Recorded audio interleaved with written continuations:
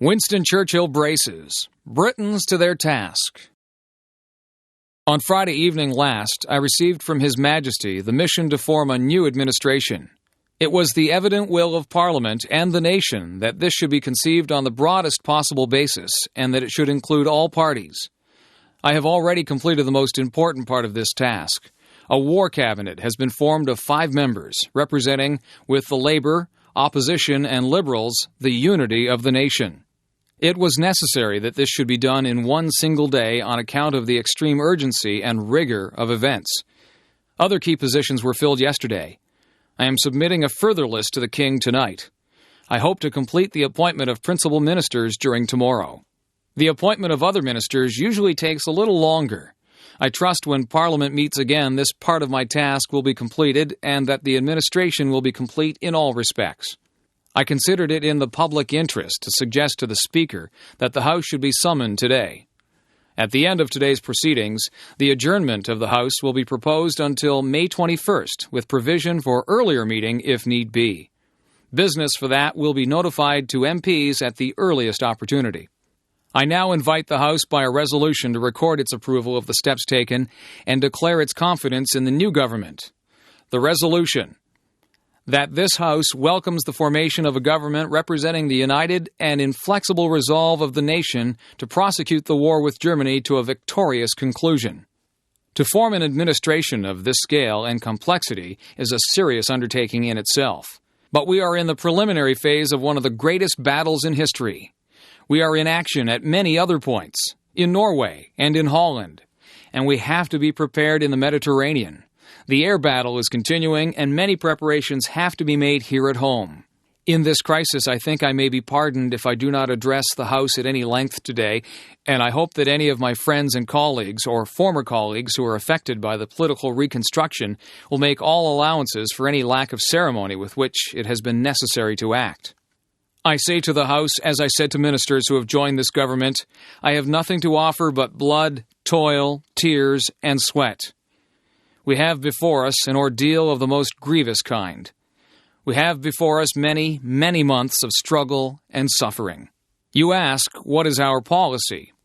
I say it is to wage war by land, sea, and air. War with all our might and with all the strength God has given us, and to wage war against a monstrous tyranny never surpassed in the dark and lamentable catalogue of human crime. That is our policy. You ask, what is our aim?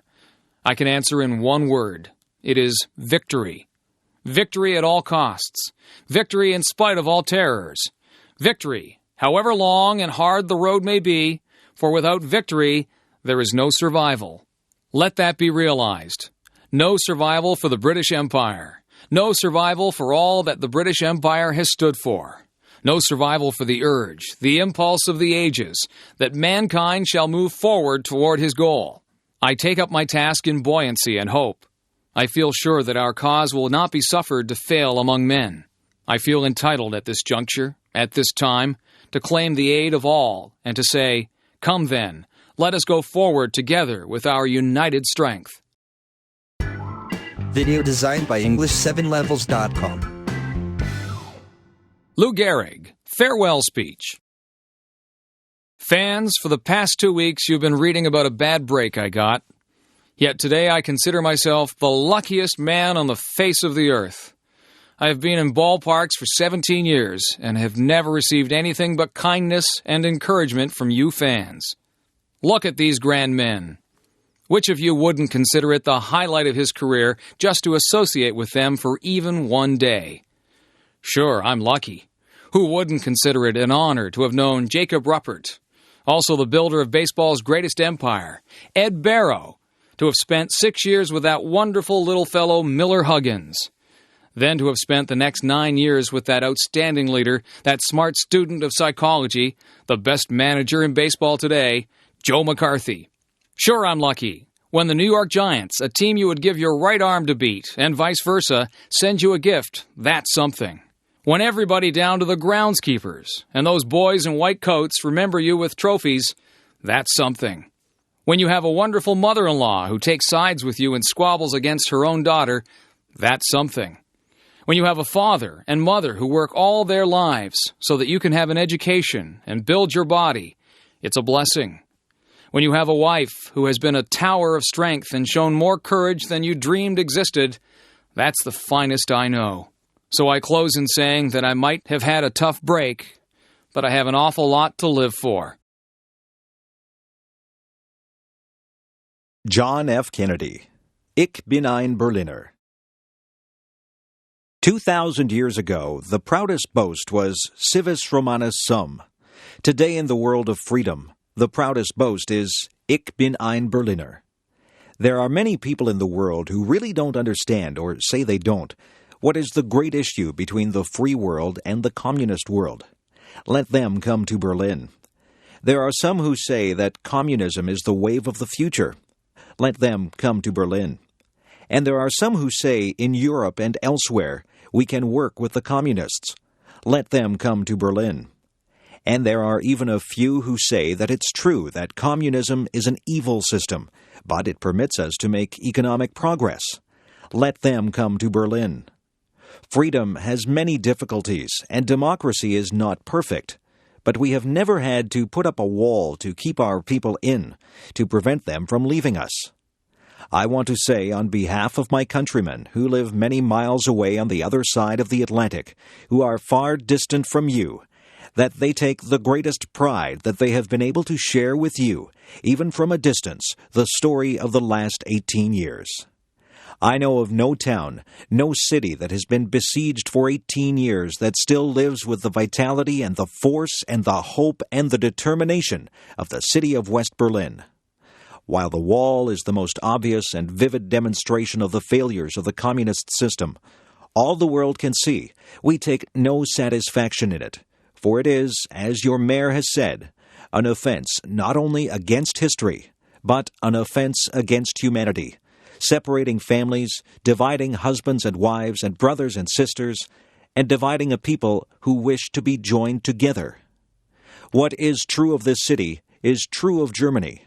Real, lasting peace in Europe can never be assured as long as 1 German out of 4 is denied the elementary right of free men, and that is to make a free choice. In 18 years of peace and good faith, this generation of Germans has earned the right to be free, including the right to unite their families and their nation in lasting peace with goodwill to all people. You live in a defended island of freedom, but your life is part of the main. So let me ask you as I close to lift your eyes beyond the dangers of today to the hopes of tomorrow, beyond the freedom merely of this city of Berlin and all your country of Germany, to the advance of freedom everywhere, beyond the wall to the day of peace with justice, beyond yourselves and ourselves to all mankind. Freedom is indivisible, and when one man is enslaved, who are free? When all are free, then we can look forward to that day when this city will be joined as one, and this country and this great continent of Europe, in a peaceful and hopeful globe. When that day finally comes, as it will, the people of West Berlin can take sober satisfaction in the fact that they were in the front lines for almost 2 decades. All free men, wherever they may live, are citizens of Berlin. And therefore, as a free man, I take pride in the words, Ich bin ein Berliner. Robert F. Kennedy, Speech after Assassination of Martin Luther King, Jr. I have bad news for you, for all of our fellow citizens, and people who love peace all over the world, and that is that Martin Luther King was shot and killed tonight. Martin Luther King dedicated his life to love and to justice for his fellow human beings, and he died because of that effort. In this difficult day, in this difficult time for the United States, it is perhaps well to ask what kind of a nation we are and what direction we want to move in. For those of you who are black, considering the evidence there evidently is that there were white people who were responsible, you can be filled with bitterness, with hatred, and a desire for revenge. We can move in that direction as a country, in great polarization, black people amongst black, white people amongst white, filled with hatred toward one another. Or we can make an effort, as Martin Luther King did, to understand and to comprehend, and to replace that violence, that stain of bloodshed that has spread across our land, with an effort to understand with compassion and love. For those of you who are black and are tempted to be filled with hatred and distrust at the injustice of such an act against all white people, I can only say that I feel in my own heart the same kind of feeling. I had a member of my family killed, but he was killed by a white man. But we have to make an effort in the United States. We have to make an effort to understand, to go beyond these rather difficult times. My favorite poet was Aeschylus. He wrote, "In our sleep, pain which cannot forget falls drop by drop upon the heart until in our own despair, against our will, comes wisdom through the awful grace of God." What we need in the United States is not division. What we need in the United States is not hatred. What we need in the United States is not violence or lawlessness, but love and wisdom and compassion toward one another, and a feeling of justice towards those who still suffer within our country, whether they be white or they be black. So I shall ask you tonight to return home, to say a prayer for the family of Martin Luther King. That's true. But more importantly, to say a prayer for our own country, which all of us love, a prayer for understanding and that compassion of which I spoke. We can do well in this country. We will have difficult times. We've had difficult times in the past. We will have difficult times in the future. It is not the end of violence. It is not the end of lawlessness. It is not the end of disorder. But the vast majority of white people and the vast majority of black people in this country want to live together, want to improve the quality of our life, and want justice for all human beings who abide in our land. Let us dedicate ourselves to what the Greeks wrote so many years ago, to tame the savageness of man, and to make gentle the life of this world. Let us dedicate ourselves to that, and say a prayer for our country and for our people. Video designed by English7levels.com. Ronald Reagan, speech at Normandy. We're here to mark that day in history when the Allied peoples joined in battle to reclaim this continent to liberty. For 4 long years, much of Europe had been under a terrible shadow. Free nations had fallen. Jews cried out in the camps. Millions cried out for liberation. Europe was enslaved, and the world prayed for its rescue. Here in Normandy, the rescue began. Here, the Allies stood and fought against tyranny in a giant undertaking unparalleled in human history. We stand on a lonely, windswept point on the northern shore of France. The air is soft. But 40 years ago, at this moment, the air was dense with smoke and the cries of men, and the air was filled with the crack of rifle fire and the roar of cannon. At dawn, on the morning of the 6th of June, 1944, 225 Rangers jumped off the British landing craft and ran to the bottom of these cliffs.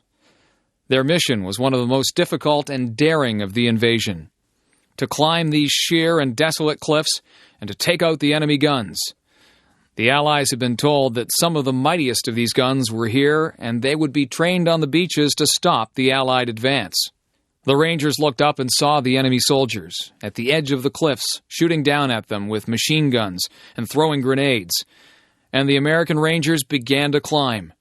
They shot rope ladders over the face of these cliffs and began to pull themselves up. When one Ranger fell, another would take his place. When one rope was cut, a Ranger would grab another and begin his climb again. They climbed, shot back, and held their footing. Soon, one by one, the Rangers pulled themselves over the top, and in seizing the firm land at the top of these cliffs, they began to seize back the continent of Europe. 225 came here. After 2 days of fighting, only 90 could still bear arms. Behind me is a memorial that symbolizes the Ranger daggers that were thrust into the top of these cliffs, and before me are the men who put them there. These are the boys of Pointe du Hoc. These are the men who took the cliffs. These are the champions who helped free a continent. These are the heroes who helped end a war. Gentlemen, I look at you, and I think of the words of Stephen Spender's poem. You are men who in your lives fought for life, and left the vivid air signed with your honor. 40 summers have passed since the battle that you fought here. You were young the day you took these cliffs. Some of you were hardly more than boys, with the deepest joys of life before you. Yet you risked everything here. Why?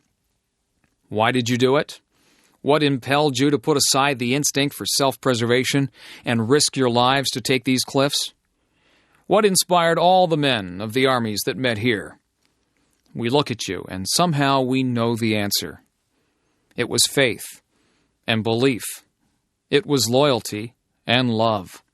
The men of Normandy had faith that what they were doing was right, faith that they fought for all humanity, faith that a just God would grant them mercy on this beachhead or on the next.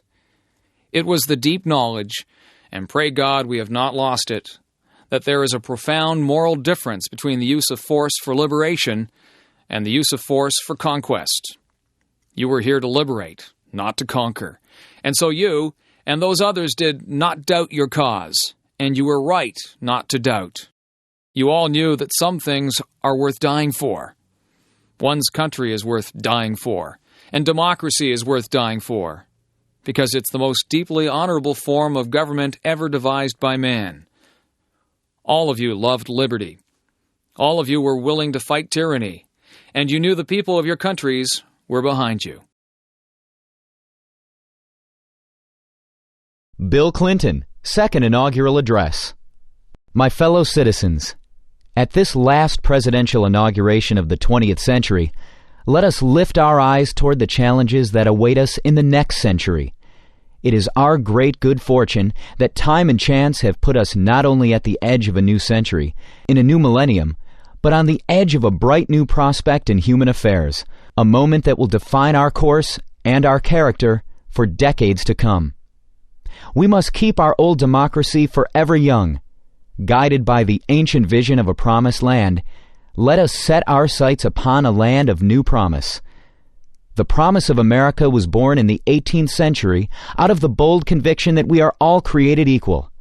It was extended and preserved in the 19th century, when our nation spread across the continent, saved the Union, and abolished the awful scourge of slavery. Then, in turmoil and triumph, the promise exploded into the world stage to make this the American century. And what a century it has been. America became the world's mightiest industrial power, saved the world from tyranny in 2 world wars and a long Cold War, and time and again reached out across the globe to millions who, like us, longed for the blessings of liberty.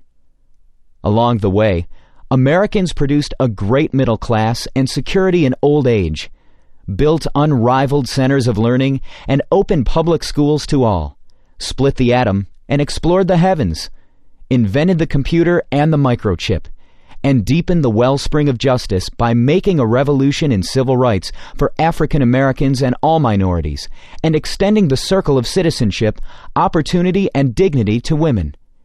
Now, for the 3rd time, a new century is upon us, and another time to choose.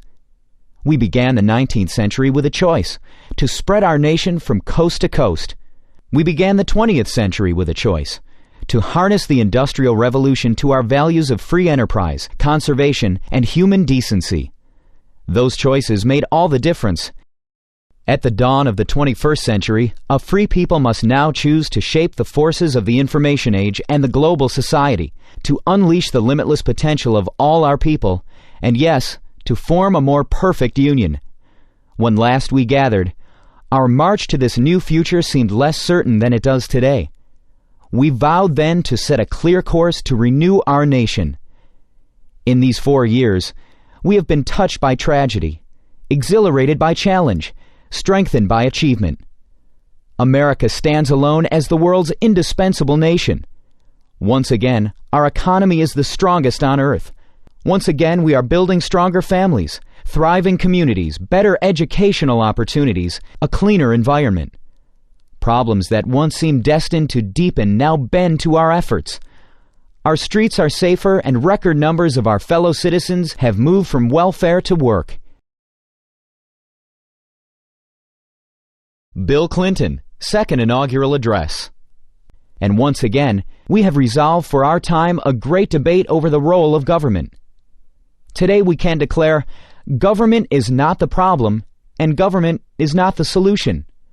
We, the American people, we are the solution.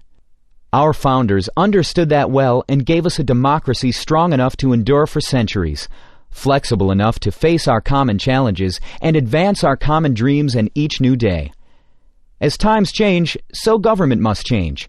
We need a new government for a new century, humble enough not to try to solve our problems for us, but strong enough to give us the tools to solve our problems for ourselves. A government that is smaller, lives within its means, and does more with less. Yet where it can stand up for our values and interests in the world, and where it can give Americans the power to make a real difference in their everyday lives, government should do more, not less. The preeminent mission of our new government is to give all Americans an opportunity, not a guarantee, but a real opportunity to build better lives. Beyond that, my fellow citizens, the future is up to us. Our founders taught us that the preservation of our liberty and our union depends upon responsible citizenship. And we need a new sense of responsibility for a new century. There is work to do, work that government alone cannot do. Teaching children to read, hiring people off welfare rolls, coming out from behind locked doors and shuttered windows to help reclaim our streets from drugs and gangs and crime, taking time out of our own lives to serve others.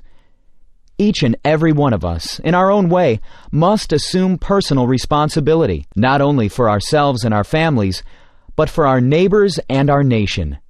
Our greatest responsibility is to embrace a new spirit of community for a new century. For any one of us to succeed, we must succeed as one America. The challenge of our past remains the challenge of our future. Will we become one nation, one people, with one common destiny or not? Will we all come together or come apart? The divide of race has been America's constant curse, and each new wave of immigrants gives new targets to old prejudices.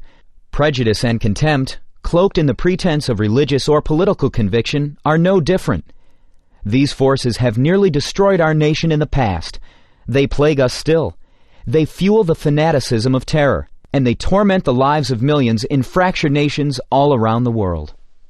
These obsessions cripple both those who hate and, of course, those who are hated, robbing both of what they might become. We cannot, we will not succumb to the dark impulses that lurk in the far regions of the soul everywhere.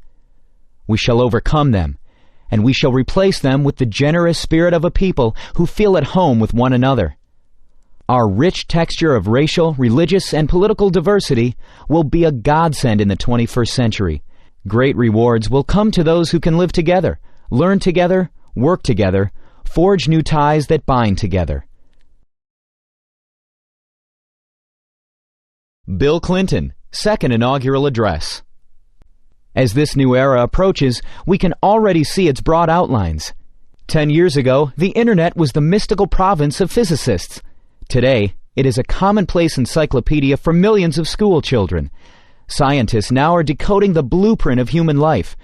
Cures for our most feared illnesses seem close at hand. The world is no longer divided into two hostile camps. Instead, now we are building bonds with nations that once were our adversaries. Growing connections of commerce and culture give us a chance to lift the fortunes and spirits of people the world over. And for the very first time in all of history, more people on this planet live under democracy than dictatorship. My fellow Americans, as we look back at this remarkable century, we may ask, can we hope not just to follow, but even to surpass the achievements of the 20th century in America and to avoid the awful bloodshed that stained its legacy? To that question, every American here and every American in our land today must answer a resounding yes. This is the heart of our task. With a new vision of government, a new sense of responsibility, a new spirit of community, we will sustain America's journey. The promise we sought in a new land, we will find again in a land of new promise. In this new land, education will be every citizen's most prized possession. Our schools will have the highest standards in the world, igniting the spark of possibility in the eyes of every girl and every boy. And the doors of higher education will be open to all. The knowledge and power of the information age will be within reach not just of the few, but of every classroom, every library, every child. Parents and children will have time not only to work, but to read and play together. And the plans they make at their kitchen table will be those of a better home, a better job, the certain chance to go to college. Our streets will echo again with the laughter of our children, because no one will try to shoot them or sell them drugs anymore. Everyone who can work will work, with today's permanent underclass part of tomorrow's growing middle class. New miracles of medicine at last will reach not only those who can claim care now, but the children and hard-working families too long denied. We will stand mighty for peace and freedom, and maintain a strong defense against terror and destruction. Our children will sleep free from the threat of nuclear, chemical, or biological weapons. Ports and airports, farms and factories will thrive with trade and innovation and ideas. And the world's greatest democracy will lead a whole world of democracies. Our land of new promise will be a nation that meets its obligations, a nation that balances its budget, but never loses the balance of its values. A nation where our grandparents have secure retirement and health care, and their grandchildren know we have made the reforms necessary to sustain those benefits for their time. A nation that fortifies the world's most productive economy, even as it protects the great natural bounty of our water, air, and majestic land.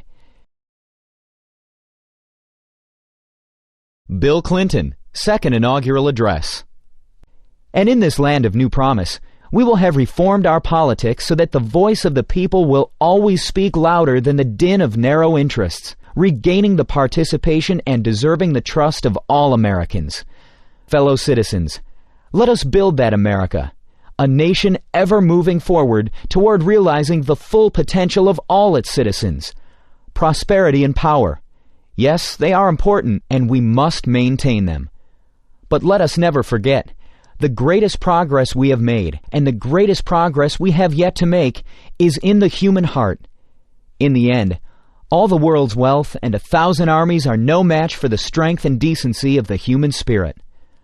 34 years ago, the man whose life we celebrate today spoke to us down there, at the other end of this mall, in words that move the conscience of a nation. Like a prophet of old, he told of his dream that one day America would rise up and treat all its citizens as equals before the law and in the heart. Martin Luther King's dream was the American dream. His quest is our quest. The ceaseless striving to live out our true creed. Our history has been built on such dreams and labors, and by our dreams and labors we will redeem the promise of America in the 21st century. To that effort I pledge all my strength and every power of my office. I ask the members of Congress here to join in that pledge. The American people return to office a president of one party and a Congress of another. Surely they did not do this to advance the politics of petty bickering and extreme partisanship they plainly deplore. No, they call on us instead to be repairers of the breach and to move on with America's mission. America demands and deserves big things from us, and nothing big ever came from being small. Let us remember the timeless wisdom of Cardinal Bernardin when facing the end of his own life. He said, "It is wrong to waste the precious gift of time on acrimony and division." Fellow citizens, we must not waste the precious gift of this time, for all of us are on that same journey of our lives, and our journey too will come to an end. But the journey of our America must go on. And so, my fellow Americans, we must be strong, for there is much to do. The demands of our time are great and they are different. Let us meet them with faith and courage, with patience and a grateful and happy heart. Let us shape the hope of this day into the noblest chapter in our history. Yes, let us build our bridge, a bridge wide enough and strong enough for every American to cross over to a blessed land of new promise. May those generations whose faces we cannot yet see, whose names we may never know, say of us here that we led our beloved land into a new century with the American dream alive for all her children, with the American promise of a more perfect union, a reality for all her people, with America's bright flame of freedom spreading throughout all the world. From the height of this place and the summit of this century, let us go forth. May God strengthen our hands for the good work ahead, and always, always bless our America. George W. Bush Inaugural Address. President Clinton, distinguished guests, and my fellow citizens, the peaceful transfer of authority is rare in history, yet common in our country. With a simple oath, we affirm old traditions and make new beginnings. As I begin, I thank President Clinton for his service to our nation, and I thank Vice President Gore for a contest conducted with spirit and ended with grace.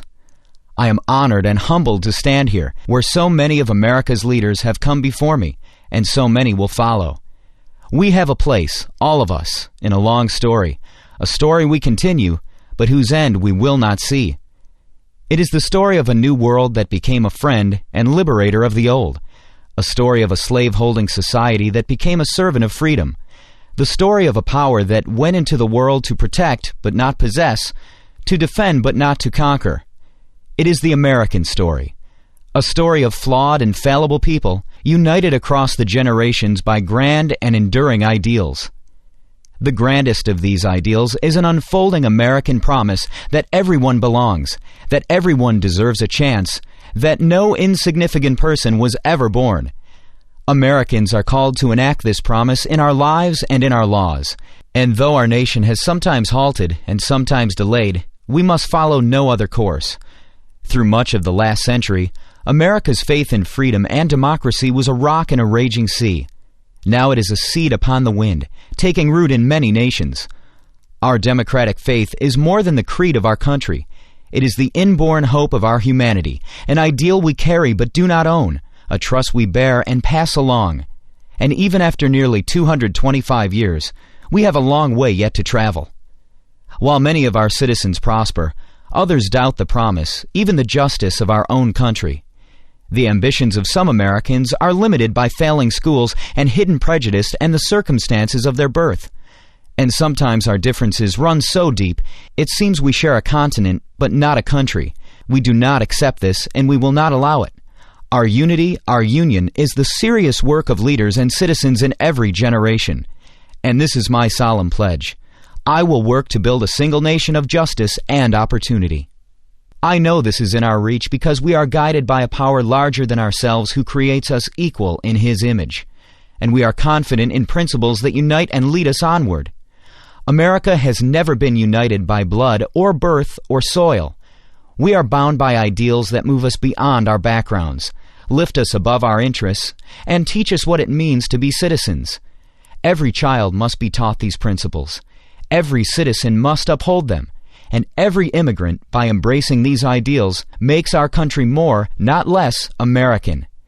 Today, we affirm a new commitment to live out our nation's promise through civility, courage, compassion, and character. America, at its best, matches a commitment to principle with a concern for civility. A civil society demands from each of us goodwill and respect, fair dealing and forgiveness. Some seem to believe that our politics can afford to be petty because, in a time of peace, the stakes of our debates appear small. Video designed by English7levels.com. George W. Bush Inaugural Address. But the stakes for America are never small. If our country does not lead the cause of freedom, it will not be led. If we do not turn the hearts of children toward knowledge and character, we will lose their gifts and undermine their idealism.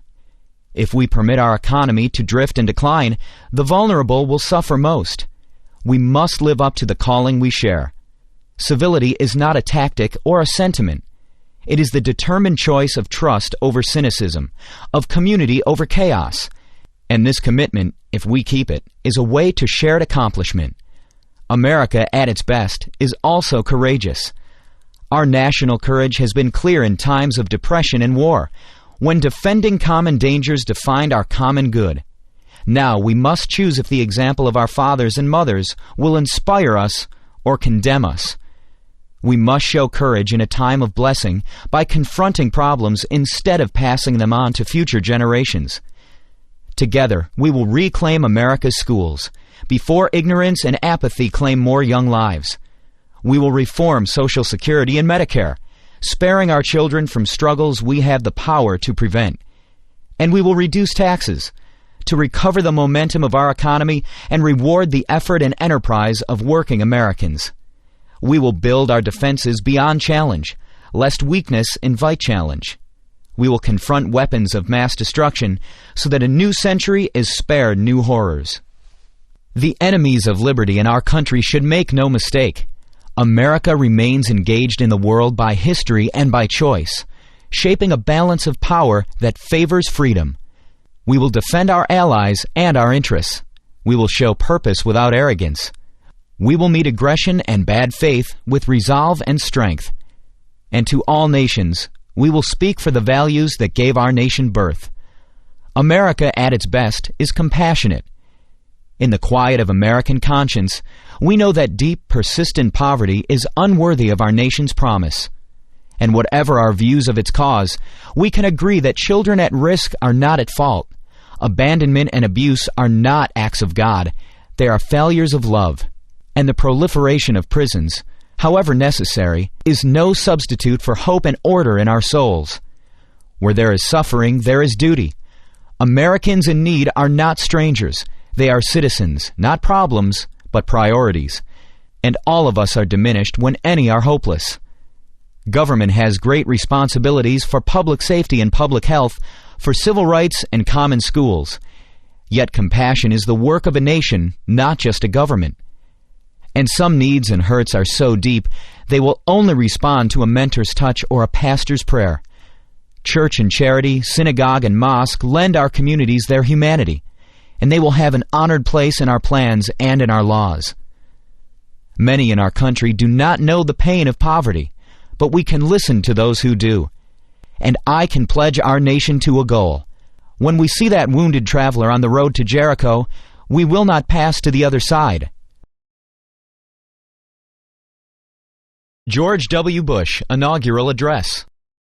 America at its best is a place where personal responsibility is valued and expected. Encouraging responsibility is not a search for scapegoats. It is a call to conscience. And though it requires sacrifice, it brings a deeper fulfillment. We find the fullness of life not only in options but in commitments, and we find that children and community are the commitments that set us free.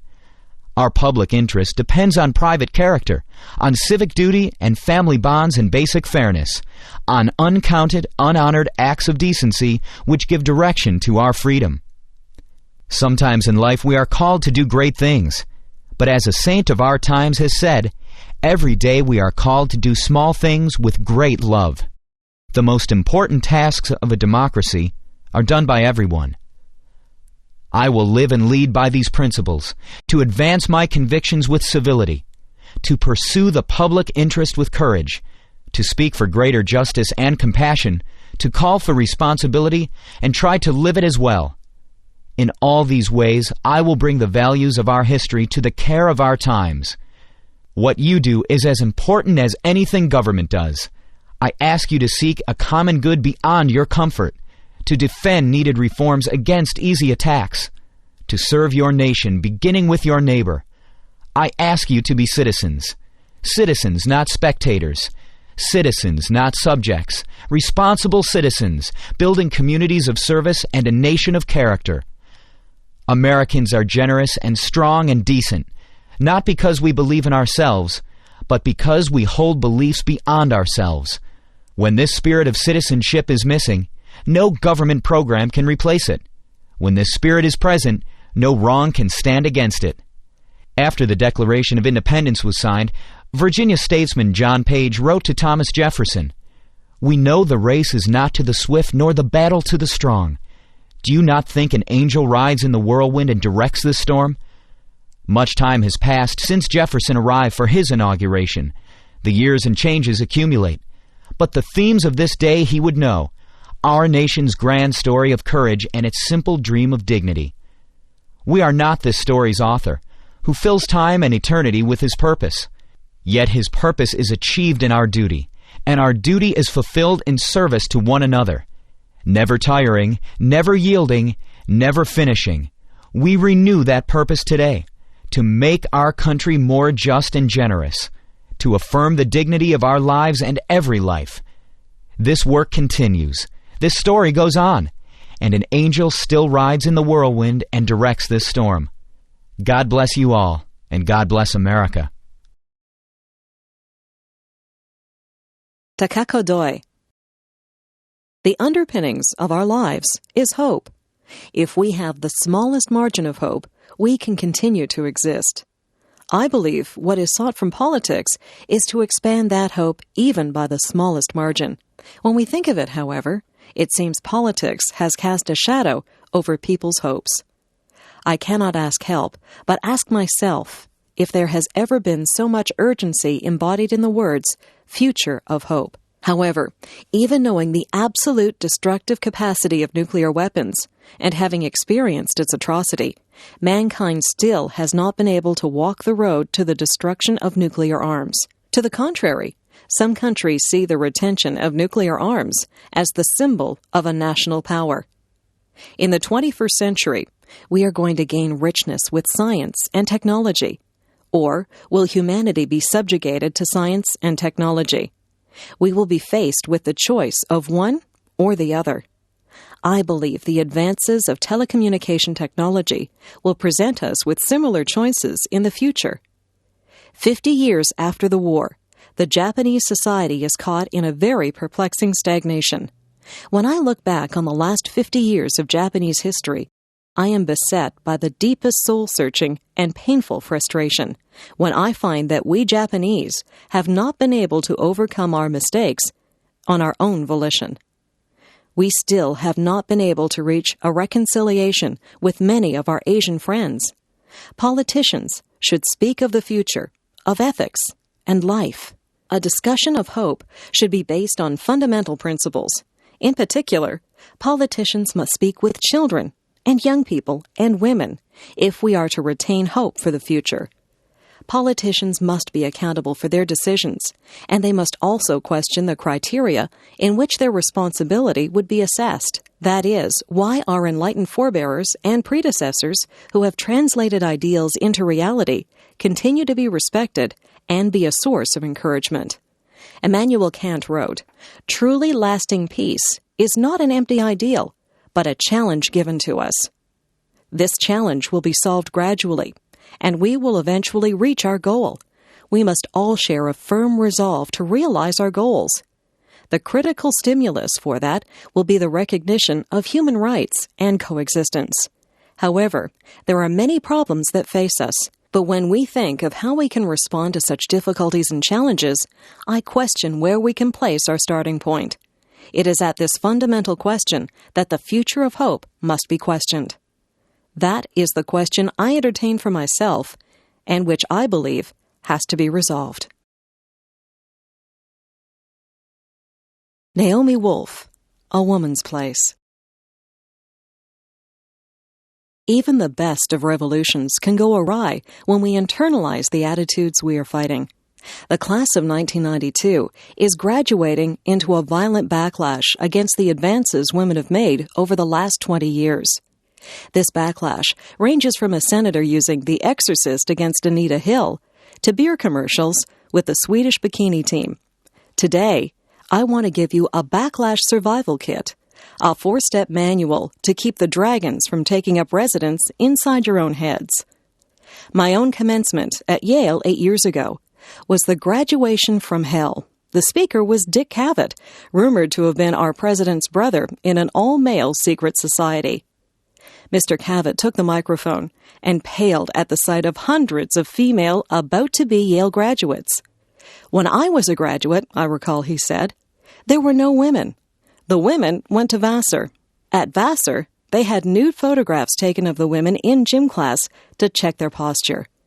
One year, the photos were stolen and turned up for sale in New Haven's red light district. His punchline? The photos found no buyers." I'll never forget that moment. There we were, silent in our black gowns, our tassels, our brand new shoes. We dared not break the silence with hisses or boos, out of respect for our families, who'd come so far. And they kept still out of concern for us. Consciously or not, Mr. Cavett was using the beauty myth aspect of the backlash. When women come too close to masculine power, someone will draw critical attention to their bodies. We might be E-less, but we still wouldn't make pornography worth buying.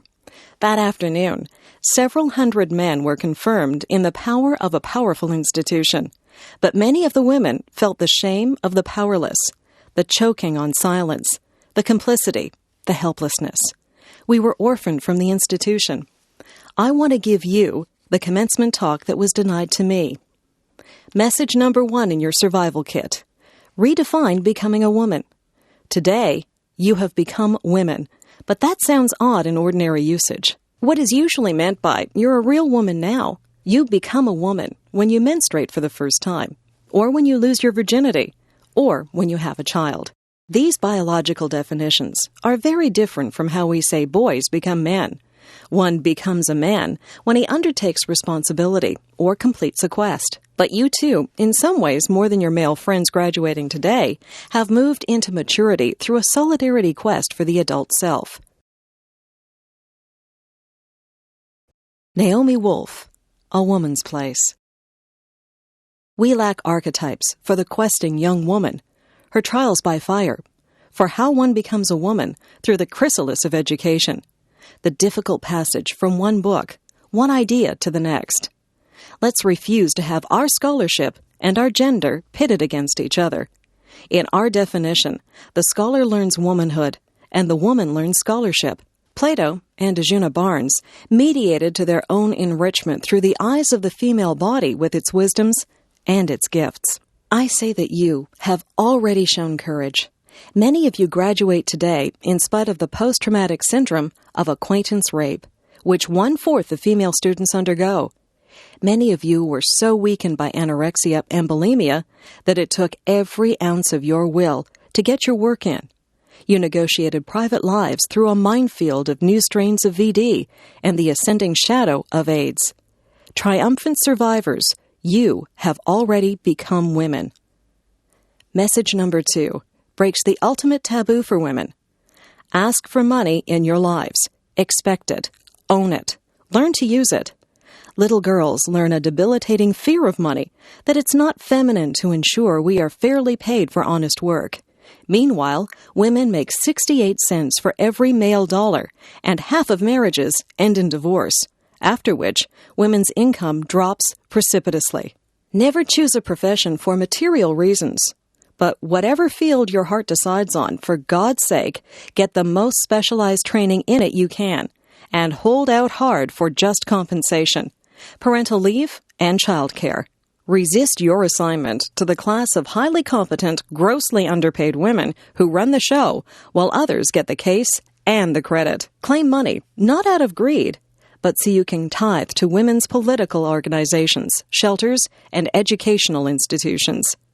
Sexist institutions won't yield power if they're just patient long enough. The only language the status quo understands is money, votes, and public embarrassment. When you have equity, you have influence. As sponsors, shareholders, and alumni, use it to open opportunities to women who deserve the chances you've had. Your BA does not belong to you alone, just as the earth does not belong to its present tenants alone. Your education was lent to you by women of the past, and you will give some back to living women and to your daughters 7 generations from now. Message number 3. Never cook for or sleep with anyone who routinely puts you down. Message number 4. Become goddesses of disobedience. Virginia Woolf once wrote that we must slay the angel in the house, the censor within. Young women, tell me of injustices, from campus rape cover-ups to classroom sexism. But at the thought of confrontation, they freeze into niceness. We are told that the worst thing we can do is cause conflict, even in the service of doing right. Antigone is imprisoned. Joan of Arc burns at the stake, and someone might call us unfeminine. Naomi Wolf, A Woman's Place. When I wrote a book that caused controversy, I saw how big a dragon was this paralysis by niceness. The beauty myth argues that newly rigid ideals of beauty are instruments of a backlash against feminism, designed to lower women's self-esteem for a political purpose. Many positive changes followed the debate. But all that would dwindle away when someone yelled at me, as for instance cosmetic surgeons did on TV, when I raised questions about silicone implants. Oh no, I'd quail. People are mad at me. Then I read something by poet Audre Lorde. She'd been diagnosed with breast cancer. I was going to die, she wrote, sooner or later, whether or not I had even spoken myself. My silences had not protected me. Your silences will not protect you.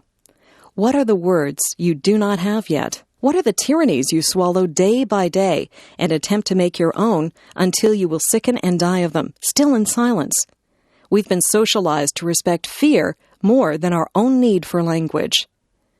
I began to ask each time, what's the worst that could happen to me if I tell this truth? Unlike women in other countries, our breaking silence is unlikely to have us jailed, disappeared, or run off the road at night.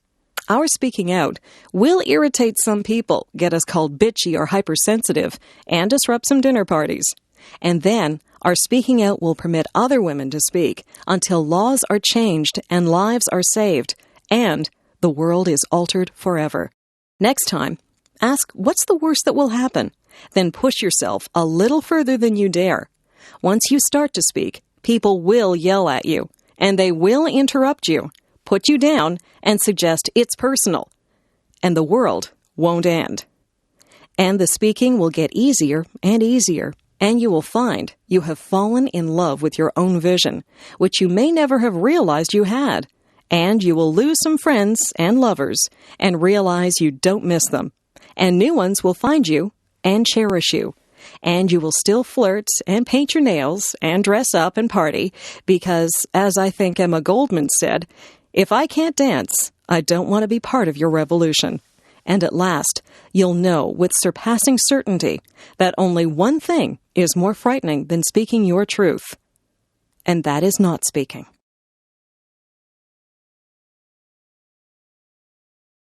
Diana, Princess of Wales.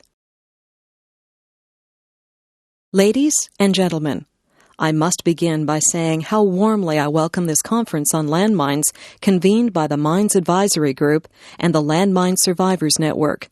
It is so welcome because the world is too little aware of the waste of life, limb, and land, which anti-personnel landmines are causing among some of the poorest people on Earth. Indeed, until my journey to Angola early this year, on which I'm going to speak this morning, I was largely unaware of it too. For the mine is a stealthy killer. Long after conflict is ended, its innocent victims die or are wounded singly in countries of which we hear little. Their lonely fate is never reported. The world, with its many other preoccupations, remains largely unmoved by a death roll of something like 800 people every month, many of them women and children. Those who are not killed outright, and they number another 1,200 a month, suffer terrible injuries and are handicapped for life. I was in Angola in January with the British Red Cross, a country where there are 15 million landmines in a population, ladies and gentlemen, of 10 million, with the desire of drawing world attention to this vital, but hitherto largely neglected issue. Some people chose to interpret my visit as a political statement, but it was not. I am not a political figure. As I said at the time, and I'd like to reiterate now, my interests are humanitarian. That's why I felt drawn to this human tragedy. This is why I wanted to play down my part in working towards a worldwide ban on these weapons. During my days in Angola, I saw at first hand 3 aspects of this scourge in the hospitals of Luanda, the capital, and Huambo. Scene of bitter fighting not long ago. I visited some of the mine victims who had survived and saw their injuries. I'm not going to describe them because, in my experience, it turns too many people away from the subject. Suffice to say that when you look at the mangled bodies, some of them children caught by these mines, you marvel at their survival. What is so cruel about these injuries is that they are mostly invariably suffered where medical resources are scarce. I observed for myself some of the obstacles to improving medical care in most of these hospitals. Often, there's a chronic shortage of medicine, of painkillers, even of anesthetics. Surgeons constantly engaged in amputating shattered limbs never have all the facilities we would expect to see here. so the human pain that is to be borne is often beyond imagining. This emergency medical care, moreover, is only the first step back to a sort of life. For those whose living is the land, loss of an arm or leg is an overwhelming handicap which lasts for life. I saw the fine work being done by the Red Cross and other agencies to replace lost limbs. But making prosthesis is a costly as well as complicated business. For example, a young child will need several different fittings as it grows older. Sometimes the severity of the injury makes the fitting of an artificial limb impossible. There are never enough resources to replace all the limbs that are lost. Diana, Princess of Wales. As the Red Cross have expressed it, each victim who survives will incur lifetime expenses for surgery and prosthetic care totaling between $2,000 and $3,000. That is an intolerable load for a handicapped person in a poor country. That is something to which the world should urgently turn its conscience. In Angola, 1 in every 334 members of the population is an amputee. Angola has the highest rate of amputees in the world. How can countries which manufacture and trade in these weapons square their conscience with such human devastation? My third main experience was to see what has been done slowly and perilously to get these mines out of the earth. In the Kuitu and Huambo region, I spent a morning with a small team from Havel Trust, which is training Angolans to work on the pervasive minefields and supervising their work. I speak of our team because men of the Mines Advisory Group, or in this instance the Havel Trust, who volunteer for this hazardous work, are usually former members of our own services. I take this opportunity to pay my tribute to the work these men do on our behalf. The perils they encounter are not just confined to mines. 2 members of the Mines Advisory Group team in Cambodia, Chris Howe and Hun Horth, were kidnapped by the Khmer Rouge a year ago, and their fate is uncertain. We can only pray for their safe return. Much ingenuity has gone into making some of these mines. Many are designed to trap an unwary deminer. Whenever such tricky mines appear, the deminer will call in one of the supervising team, who will then take over. That is what keeps their lives perpetually at risk.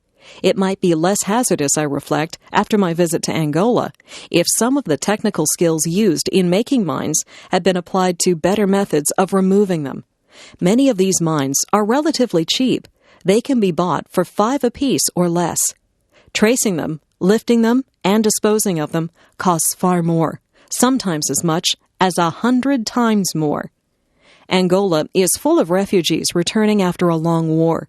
They present another aspect of this tragedy. The refugee turns towards home, often ignorant of conditions in his homeland. He knows of mines, but homeward bound, eagerness to complete the journey gets the better of him. Or he finds mines on what was once his land and attempts to clear them. There were many examples of that in Angola. These mines inflict most of their casualties on the people who are trying to meet the elementary needs of life. They strike the wife or the grandmother, gathering firewood for cooking. They ambush the child sent to collect water for the family. I was impressed to see the work being done by many of the world's agencies on mine awareness. If children can be taught at school, if adults can be helped to learn what to do and what not to do in regions that have been mined, then lives can be saved and injuries reduced. Video designed by English7levels.com. Diana, Princess of Wales. There are said to be around 110 million mines lurking somewhere in the world, and over a third of them are to be found in Africa. Angola is probably more heavily mined than anywhere else because the war went on for such a long time, and it invaded so much of the country. So that country is going to be infested with mines and will suffer many more victims. And this brings me to one of the main conclusions I reached after this experience. Even if the world decided tomorrow to ban these weapons, this terrible legacy of mines already in the earth would continue to plague the poor nations of the globe. The evil that men do lives after them. And so, it seems to me, there rests a certain obligation upon the rest of us. One of my objectives in visiting Angola was to forward the cause of those, like the Red Cross, striving in the name of humanity to secure an international ban on these weapons. Since then, we are glad to see some real progress has been made. There are signs of a change of heart, at least in some parts of the world. For that, we should be cautiously grateful. If an international ban on landmines can be secured, it means, looking far ahead, that the world may be a safer place for this generation's grandchildren. But for this generation, in much of the developing world, there will be no relief, no relaxation. The toll of deaths and injuries caused by mines already there will continue. This tracing and lifting of mines, as I saw in Angola, is a desperately slow business. So in my mind, a central question remains. Should we not do more to quicken the deminers' work, to help the injured back to some sort of life, to further our own contribution to aid and development? The country is enriched by the work done by its overseas agencies and non-governmental organizations who work to help people in Africa and Asia to improve the quality of their lives. Yet mines cast a constant shadow over so much of this work. Resettlement of refugees is made more hazardous. Good land is put out of bounds. Recovery from war is delayed. Aid workers themselves are put at risk. I would like to see more done for those living in this no man's land, which lies between the wrongs of yesterday and the urgent needs of today. I think we owe it. I also think it would be of benefit to us as well as to them. The more expeditiously we can end this plague on earth caused by the landmine, the more readily we can set about the constructive tasks to which so many give their hand in the cause of humanity. Margaret Thatcher. Europe is not the creation of the Treaty of Rome, nor is the European idea the property of any group or institution. We British are as much heirs to the legacy of European culture as any other nation. Our links to the rest of Europe, the continent of Europe, have been the dominant factor in our history.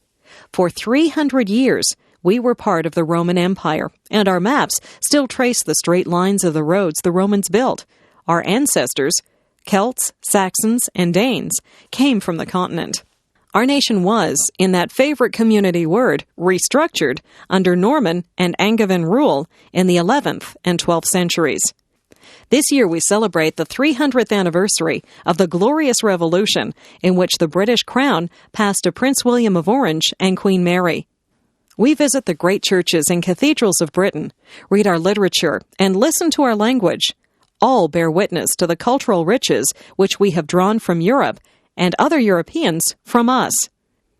We in Britain are rightly proud of the way in which, since Magna Carta in 1215, we have pioneered and developed representative institutions to stand as bastions of freedom. And proud, too, of the way in which, for centuries, Britain was home for people from the rest of Europe who sought sanctuary from tyranny.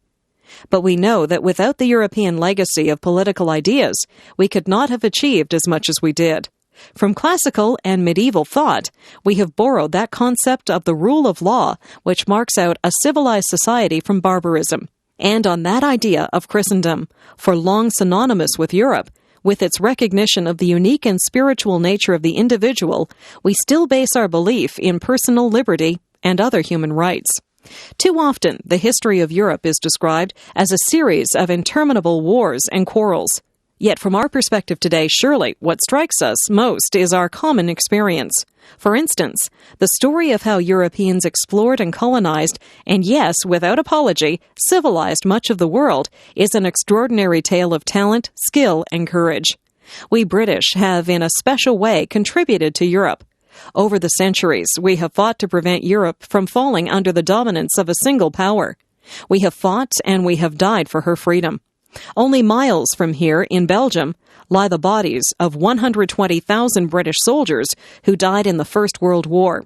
Had it not been for that willingness to fight and to die, Europe would have been united long before now, but not in liberty, not in justice. It was British support to resistance movements throughout the last war that helped to keep alive the flame of liberty in so many countries until the day of liberation. Margaret Thatcher. All these things alone are proof of our commitment to Europe's future. The European community is one manifestation of that European identity, but it is not the only one. We must never forget that east of the Iron Curtain, peoples who once enjoyed a full share of European culture, freedom, and identity have been cut off from their roots. We shall always look on Warsaw, Prague, and Budapest as great European cities. Nor shall we forget that European values have helped to make the United States of America into the valiant defender of freedom that she has become. It is no arid chronicle of obscure facts from the dust-filled libraries of history. It is the record of nearly 2,000 years of British involvement in Europe, cooperation with Europe, and contribution to Europe, a contribution which today is as valid and as strong as ever. Yes, we have looked also to wider horizons, as have others, and thank goodness for that, because Europe would never have prospered and never will prosper as a narrow-minded, inward-looking club. The European community belongs to all its members. It must reflect the traditions and aspirations of all its members. Let me be quite clear. Britain does not dream of some cozy, isolated existence on the fringes of the European community. Our destiny is in Europe, as part of the community. That is not to say that our future lies only in Europe, nor does that of France or Spain or indeed any other member. The community is not an end in itself, nor is it an institutional device to be constantly modified according to the dictates of some abstract intellectual concept, nor must it be ossified by endless regulation. The European community is the practical means by which Europe can ensure the future prosperity and security of its people in a world in which there are many other powerful nations and groups of nations. To try to suppress nationhood and concentrate power at the center of a European conglomerate would be highly damaging and would jeopardize the objectives we seek to achieve. Europe will be stronger precisely because it has France as France, Spain as Spain, Britain as Britain, each with its own customs, traditions, and identity. It would be folly to try to fit them into some sort of identikit European personality. Margaret Thatcher. Some of the founding fathers of the community thought that the United States of America might be its model, but the whole history of America is quite different from Europe. People went there to get away from the intolerance and constraints of life in Europe. They sought liberty and opportunity, and their strong sense of purpose has, over 2 centuries, helped create a new unity and pride in being American, just as our pride lies in being British, or Belgian, or Dutch, or German. I am the first to say that on many great issues, the countries of Europe should try to speak with a single voice. I want to see us work more closely on the things we can do better together than alone. Europe is stronger when we do so, whether it be in trade, in defense, in our relations with the rest of the world. But working more closely together does not require power to be centralized in Brussels or decisions to be taken by an appointed bureaucracy. Indeed, it is ironic that just when those countries, such as the Soviet Union, which have tried to run everything from the center, are learning that success depends on dispersing power and decisions away from the center, some in the community seem to want to move in the opposite direction. We have not successfully rolled back the frontiers of the state of Britain, only to see them reimposed at a European level, with a European superstate exercising a new dominance from Brussels. Certainly, we want to see Europe more united and with a greater sense of common purpose, but it must be in a way which preserves the different traditions, parliamentary powers, and sense of national pride in one's own country, for these have been the source of Europe's vitality through the centuries. Edward Kennedy. You and I have stood together many times, but no time has been more important than this. The campaign that stretches before us now is a struggle for the souls and the future of America. For we are more than a political coalition, more than a collection of programs, more than the sum of our prospects and our strategy. Most of all, we are the trustees of a dream. 20 years ago, in 1968, we lost 2 of the most powerful voices of that dream. But they left us their vision, their values, and the hopes they awakened. In the countless millions of people whose hearts they touched, we remember them now to remind ourselves that the American journey is unfinished, that we stand for change in order to march again towards enduring ideals, that we do not have to settle for things as they are. Martin Luther King Jr. told us something we need to hear anew. He said, "We are now faced with the fact that tomorrow is today. We are confronted with the fierce urgency of now in the unfolding life and history. There is such a thing as being too late." And Dr. King also said, "We must work unceasingly to lift this nation to a higher destiny, to a new plateau of compassion." And in that time, there was another voice, only briefly heard, but whose words too have outlasted all the loss in years. Robert Kennedy said, "Each time a man stands up for an ideal, or acts to improve the lot of others, or strikes out against injustice, he sends forth a tiny ripple of hope, and crossing each other from 1,000,000 different centers of energy and daring, those ripples build a current that can sweep down the mightiest walls of oppression and resistance." He was my brother. But he and Dr. King were also in the deepest sense brothers to us all. These two, these valiant two, lived for the same dream and were gone only months apart. And if they were here with us 2 decades later, I think I know what they would say. Now is the time. Some men see things as they are and say, "Why?" We dream things that never were and say, "Why not?" Now is the time. Abraham Lincoln, Gettysburg Address. 87 years ago, our fathers brought forth on this continent a new nation, conceived in liberty and dedicated to the proposition that all men are created equal. Now we are engaged in a great civil war, testing whether that nation or any nation so conceived and so dedicated can long endure. We are met on a great battlefield of that war. We have come to dedicate a portion of that field as a final resting place for those who here gave their lives that that nation might live. It is altogether fitting and proper that we should do this. But in a larger sense, we cannot dedicate, we cannot consecrate, we cannot hallow this ground. The brave men, living and dead, who struggled here have consecrated it far above our poor power to add or detract.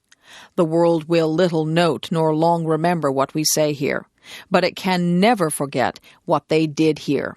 It is for us, the living, rather to be dedicated here to the unfinished work which they who fought here have thus so far nobly advanced. It is rather for us to be here dedicated to the great task remaining before us, that from these honored dead we take increased devotion to that cause for which they gave the last full measure of devotion, that we here highly resolve that these dead shall not have died in vain, that this nation, under God, shall have a new birth of freedom, and that government of the people, by the people, for the people, shall not perish from the earth. Václav Havel, Contamination of Morality. My dear fellow citizens, for 40 years you heard from my predecessors on this day different variations of the same theme. How our country flourished, how many million tons of steel we produced, how happy we all were, how we trusted our government, and what bright perspectives were unfolding in front of us. I assume you did not propose me for this office so that I too would lie to you. Our country is not flourishing. The enormous creative and spiritual potential of our nation is not being used sensibly. Entire branches of industry are producing goods which are of no interest to anyone, while we are lacking the things we need. A state which calls itself a worker state humiliates and exploits workers. Our obsolete economy is wasting the little energy we have available. A country that once could be proud of the educational level of its citizens spends so little on education that it ranks today as 72nd in the world. We have polluted our soil, our rivers and forests, bequeathed to us by our ancestors, and we have today the most contaminated environment in Europe. Adult people in our country die earlier than in most other European countries. But all this is still not the main problem. The worst thing is that we live in a contaminated moral environment. We fell morally ill because we became used to saying something different from what we thought. We learned not to believe in anything, to ignore each other, to care only about ourselves. Concepts such as love, friendship, compassion, humility, or forgiveness lost their depth and dimensions. And for many of us, they represented only psychological peculiarities, or they resembled some gone-astray greetings from ancient times, a little ridiculous in the era of computers and spaceships. Only a few of us were able to cry out loud that the powers that be should not be all-powerful, and that special farms, which produce ecologically pure and top-quality food just for them, should send their produce to schools, children's homes, and hospitals if our agriculture was unable to offer them to all. The previous regime, armed with its arrogant and intolerant ideology, reduced man to a force of production and nature to a tool of production. In this, it attacked both their very substance and their mutual relationship. It reduced gifted and autonomous people, skillfully working in their own country, to nuts and bolts of some monstrously huge, noisy, and stinking machine, whose real meaning is not clear to anyone. It cannot do more than slowly but inexorably wear down itself and all its nuts and bolts. When I talk about contaminated moral atmosphere, I am not talking just about the gentlemen who eat organic vegetables and do not look out of the plane windows. I am talking about all of us. We had all become used to the totalitarian system and accepted it as unchangeable fact, and thus helped to perpetuate it. In other words, we are all, though naturally to differing extents, responsible for the operation of the totalitarian machinery. None of us is just its victim. We are also all its co-creators. Václav Havel, Contamination of Morality. Why do I say this? It would be very unreasonable to understand the sad legacy of the last 40 years as something alien, which some distant relative bequeathed us. On the contrary, we have to accept this legacy as a sin we committed against ourselves. If we accept it as such, we will understand that it is up to us all, and up to us only, to do something about it. We cannot blame the previous rulers for everything, not only because it would be untrue, but also because it could blunt the duty that each of us faces today, namely, the obligation to act independently, freely, reasonably, and quickly. Let us not be mistaken. The best government in the world, the best parliament, and the best president cannot achieve much on their own. And it would also be wrong to expect a general remedy from them only. Freedom and democracy include participation, and therefore responsibility from us all. If we realize this, then all the horrors that the new Czechoslovak democracy inherited will cease to appear so terrible. If we realize this, hope will return to our hearts. In the effort to rectify matters of common concern, we have something to lean on, the recent period, and in particular, the last 6 weeks of our peaceful revolution, has shown the enormous human, moral, and spiritual potential and civic culture that slumbered in our society under the enforced mask of apathy. Whenever someone categorically claimed that we were this or that, I always objected that society is a very mysterious creature, and that it is not wise to trust only the face it presents to you. I am happy that I was not mistaken.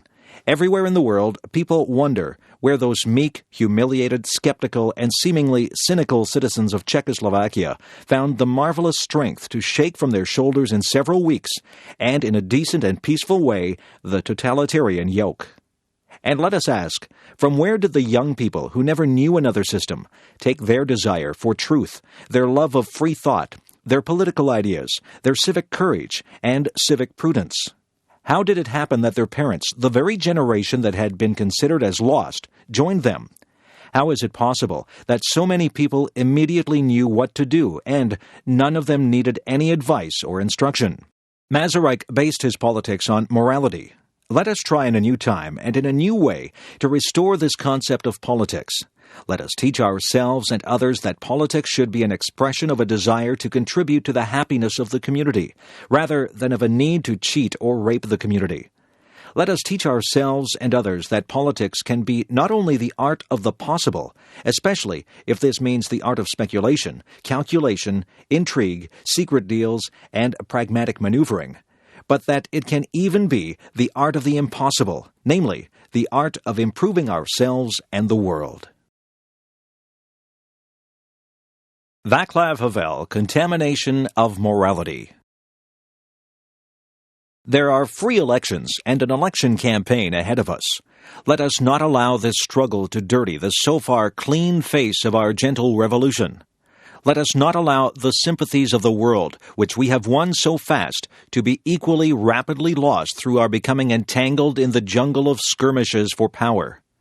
Let us not allow the desire to serve oneself to bloom once again under the fair mask of the desire to serve the common good. It is not really important now which party, club, or group will prevail in the elections. The important thing is that the winners will be the best of us in the moral, civic, political, and professional sense, regardless of their political affiliations. The future policies and prestige of our state will depend on the personalities we select and later elect to our representative bodies. In conclusion, I would like to say that I want to be a president who will speak less and work more. To be a president who will not only look out of the windows of his airplane, but who, first and foremost, will always be present among his fellow citizens and listen to them well. You may ask what kind of republic I dream of. Let me reply. I dream of a republic independent, free, and democratic. Of a republic economically prosperous and yet socially just. In short, of a humane republic, which serves the individual and which therefore holds the hope that the individual will serve it in turn. Of a republic of well-rounded people, because without such, it is impossible to solve any of our problems, human, economic, ecological, social, or political. The most distinguished of my predecessors opened his first speech with a quotation from the great Czech educator Comenius. Allow me to round off my first speech with my own paraphrase of the same statement. People, your government has returned to you. Arthur Scargill, Criticism of Tory Policies. Today, our nation, after 8 years under the Tories, is on the brink of utter chaos, facing both social and economic collapse. Our basic industries have been butchered. Our manufacturing base has been eroded, with hundreds of businesses, large and small, gone to the wall, while the nation has become increasingly dependent on imported goods. The human consequences of this industrial and economic devastation are terrible. Over 8 million people struggle for survival on or below the poverty line, and 4.5 million people are unemployed. Thousands of families are homeless. The number of homeless families in Britain has doubled since 1978, while the enforced repossession of homes is at an all-time record because so many can no longer manage to maintain mortgage payments.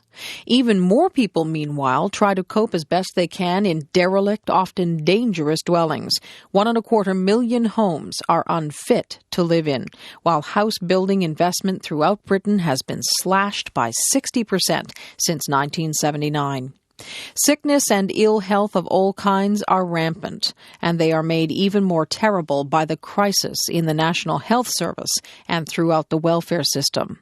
The Tories have been utterly ruthless in their butchery of health and welfare provisions. The NHS, once the pride of our nation, has been reduced to a critical condition through hospital closures, medical staff cutbacks, the lack and withdrawal of resources and vital equipment, and the privatization of key services.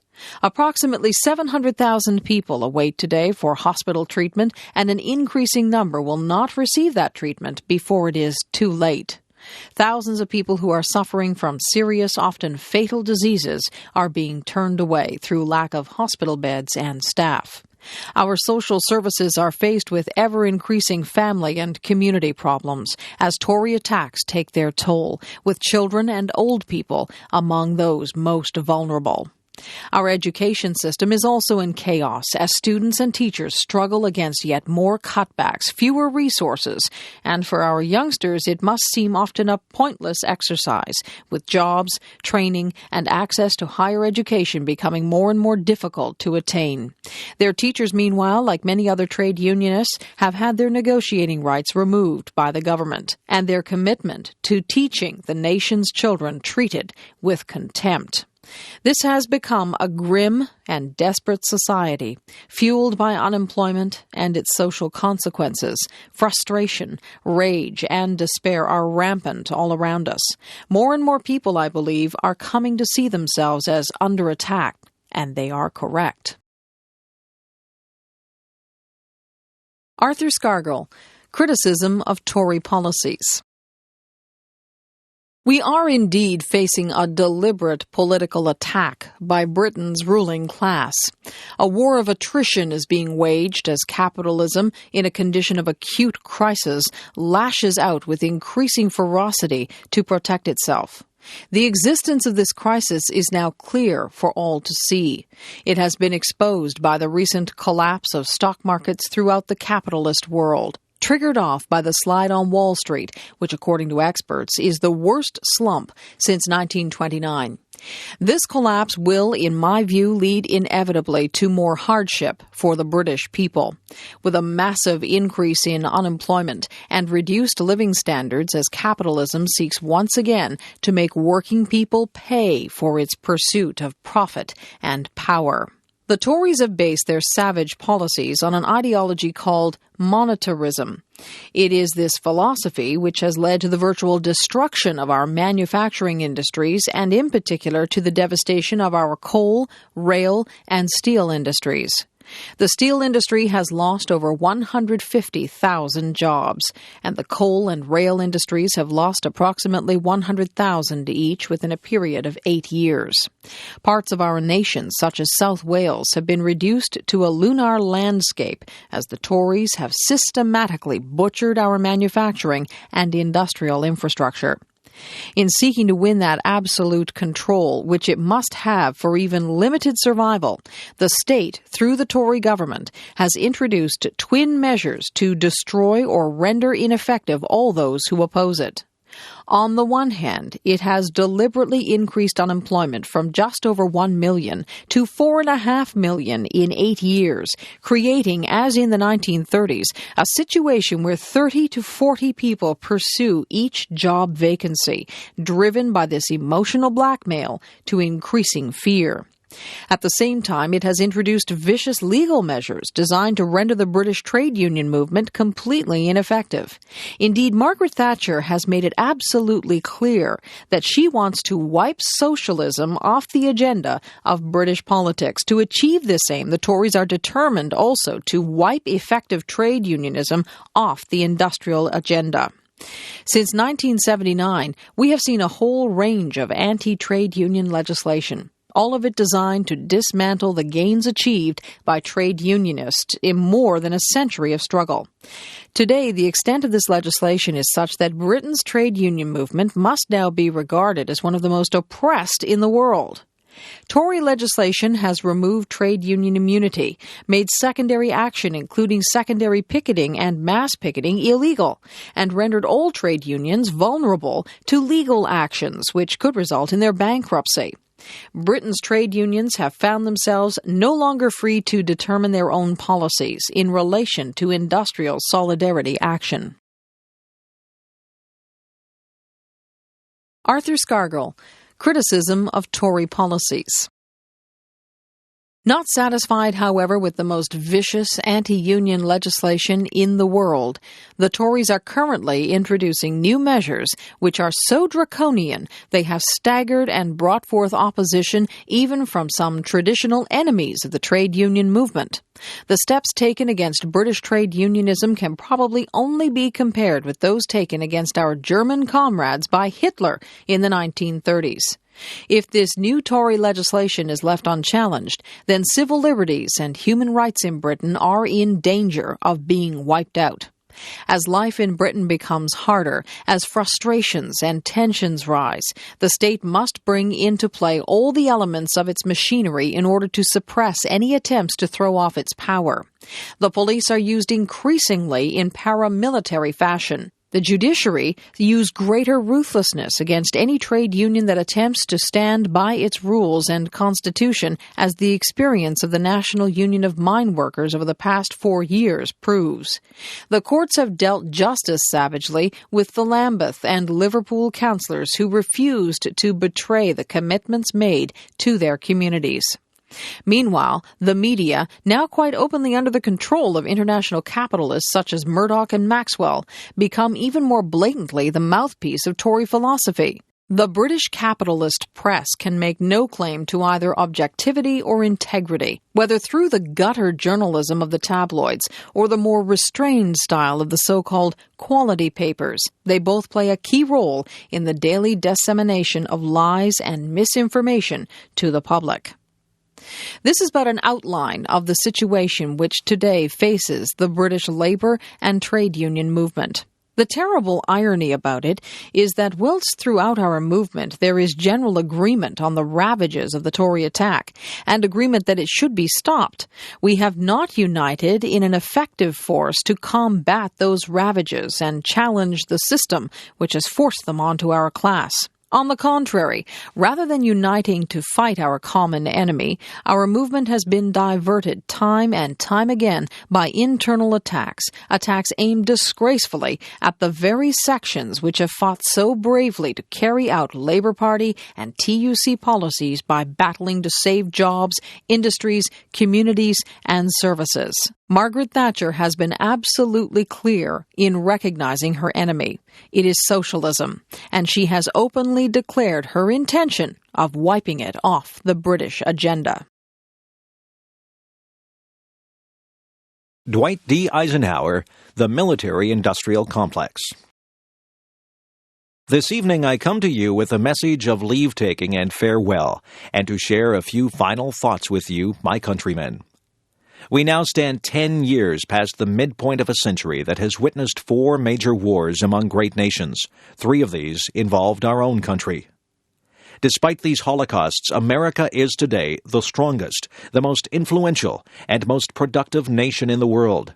Understandably proud of this preeminence, we yet realize that America's leadership and prestige depend not merely upon our unmatched material progress, riches, and military strength, but on how we use our power in the interests of world peace and human betterment. A vital element in keeping the peace is our military establishment. Our arms must be mighty, ready for instant action, so that no potential aggressor may be tempted to risk his own destruction. Our military organization today bears little relation to that known by any of my predecessors in peacetime, or indeed by the fighting men of World War II or Korea. Until the latest of our world conflicts, the United States had no armaments industry. American makers of plowshares could, with time and as required, make swords as well. But we can no longer risk emergency improvisation of national defense. We have been compelled to create a permanent armaments industry of vast proportions. Added to this, 3.5 million men and women are directly engaged in the defense establishment. We annually spend on military security alone more than the net income of all United States corporations. Now, this conjunction of an immense military establishment and a large arms industry is new in the American experience. The total influence, economic, political, even spiritual, is felt in every city, every state house, every office of the federal government. We recognize the imperative need for this development. Yet we must not fail to comprehend its grave implications. Our toil, resources, and livelihood are all involved. So is the very structure of our society. In the councils of government, we must guard against the acquisition of unwarranted influence, whether sought or unsought, by the military-industrial complex. The potential for the disastrous rise of misplaced power exists and will persist. Dwight D. Eisenhower, The Military-Industrial Complex. We must never let the weight of this combination endanger our liberties or democratic processes. We should take nothing for granted. Only an alert and knowledgeable citizenry can compel the proper meshing of the huge industrial and military machinery of defense with our peaceful methods and goals so that security and liberty may prosper together. Akin to and largely responsible for the sweeping changes in our industrial military posture has been the technological revolution during recent decades. In this revolution, research has become central. It also becomes more formalized, complex, and costly. A steadily increasing share is conducted for, by, or at the direction of the federal government. Today, the solitary inventor, tinkering in his shop, has been overshadowed by task forces of scientists in laboratories and testing fields. In the same fashion, the free university, historically the fountainhead of free ideas and scientific discovery, has experienced a revolution in the conduct of research. Partly because of the huge costs involved, a government contract becomes virtually a substitute for intellectual curiosity. For every old blackboard, there are now hundreds of new electronic computers. Another factor in maintaining balance involves the element of time. As we peer into society's future, we, you and I, and our government, must avoid the impulse to live only for today, plundering for our own ease and convenience the precious resources of tomorrow. We cannot mortgage the material assets of our grandchildren without risking the loss also of their political and spiritual heritage. We want democracy to survive for all generations to come, not to become the insolvent phantom of tomorrow. Such a confederation must be one of equals. The weakest must come to the conference table with the same confidence as we do, protected as we are by our moral, economic, and military strength. That table, though scarred by many past frustrations, cannot be abandoned for the certain agony of the battlefield. Disarmament, with mutual honor and confidence, is a continuing imperative. Together, we must learn how to compose differences, not with arms, but with intellect and decent purpose. Because this need is so sharp and apparent, I confess that I lay down my official responsibilities in this field with a definite sense of disappointment. As one who has witnessed the horror and the lingering sadness of war, as one who knows that another war could utterly destroy this civilization which has been so slowly and painfully built over thousands of years, I wish I could say tonight that a lasting peace is in sight. Dwight D. Eisenhower, The Military-Industrial Complex. Happily, I can say that war has been avoided. Steady progress toward our ultimate goal has been made, but so much remains to be done. As a private citizen, I shall never cease to do what little I can to help the world advance along that road. So in this, my last good night to you as your president, I thank you for the many opportunities you have given me for public service in war and in peace. I trust that in that service you find some things worthy. As for the rest of it, I know you will find ways to improve performance in the future. To all the peoples of the world, I once more give expression to America's prayerful and continuing aspiration. We pray that peoples of all faiths, all races, all nations may have their great human needs satisfied, that those now denied opportunity shall come to enjoy it to the full, that all who yearn for freedom may experience its spiritual blessings, that those who have freedom will understand also its heavy responsibilities, that all who are insensitive to the needs of others will learn charity, that the scourges of poverty, disease, and ignorance will be made to disappear from the earth, and that in the goodness of time all peoples will come to live together in a peace guaranteed by the binding force of mutual respect and love. Now, on Friday noon, I am to become a private citizen. I am proud to do so. I look forward to it. Thank you, and good night. Prince Charles, Ugly Buildings. At last, people are beginning to see that it is possible and important in human terms to respect old buildings, street plans, and traditional scales, and at the same time not to feel guilty about a preference for facades, ornaments, and soft materials. At last, after witnessing the wholesale destruction of Georgian and Victorian housing in most of our cities, people have begun to realize that it is possible to restore old buildings, and what is more, that there are architects willing to undertake such projects. For far too long, it seems to me, some planners and architects have consistently ignored the feelings and wishes of the mass of ordinary people in this country. Perhaps, when you think about it, it is hardly surprising, as architects tend to have been trained to design buildings from scratch, to tear down and rebuild. A large number of us have developed a feeling that architects tend to design houses for the approval of fellow architects and critics, not for the tenants. To be concerned about the way people live, about the environment they inhabit, and the kind of community that is created by that environment should surely be one of the prime requirements of a really good architect. It has been most encouraging to see the development of community architecture as a natural reaction to the policy of decanting people to new towns and overspill estates where the extended family patterns of support were destroyed and the community life was lost. Now, moreover, we are seeing the gradual expansion of housing cooperatives, particularly in the inner-city areas of Liverpool, where the tenants are able to work with an architect of their own who listens to their comments and their ideas and tries to design the kind of environment they want, rather than the kind which tends to be imposed upon them without any degree of choice. What I believe is important about community architecture is that it has shown ordinary people that their views are worth having, that architects and planners do not necessarily have the monopoly of knowing best about taste, style, and planning, that they need not be made to feel guilty or ignorant if their natural preference is for the more traditional designs, for a small garden, for courtyards, arches, and porches, and that there is a growing number of architects prepared to listen and to offer imaginative ideas.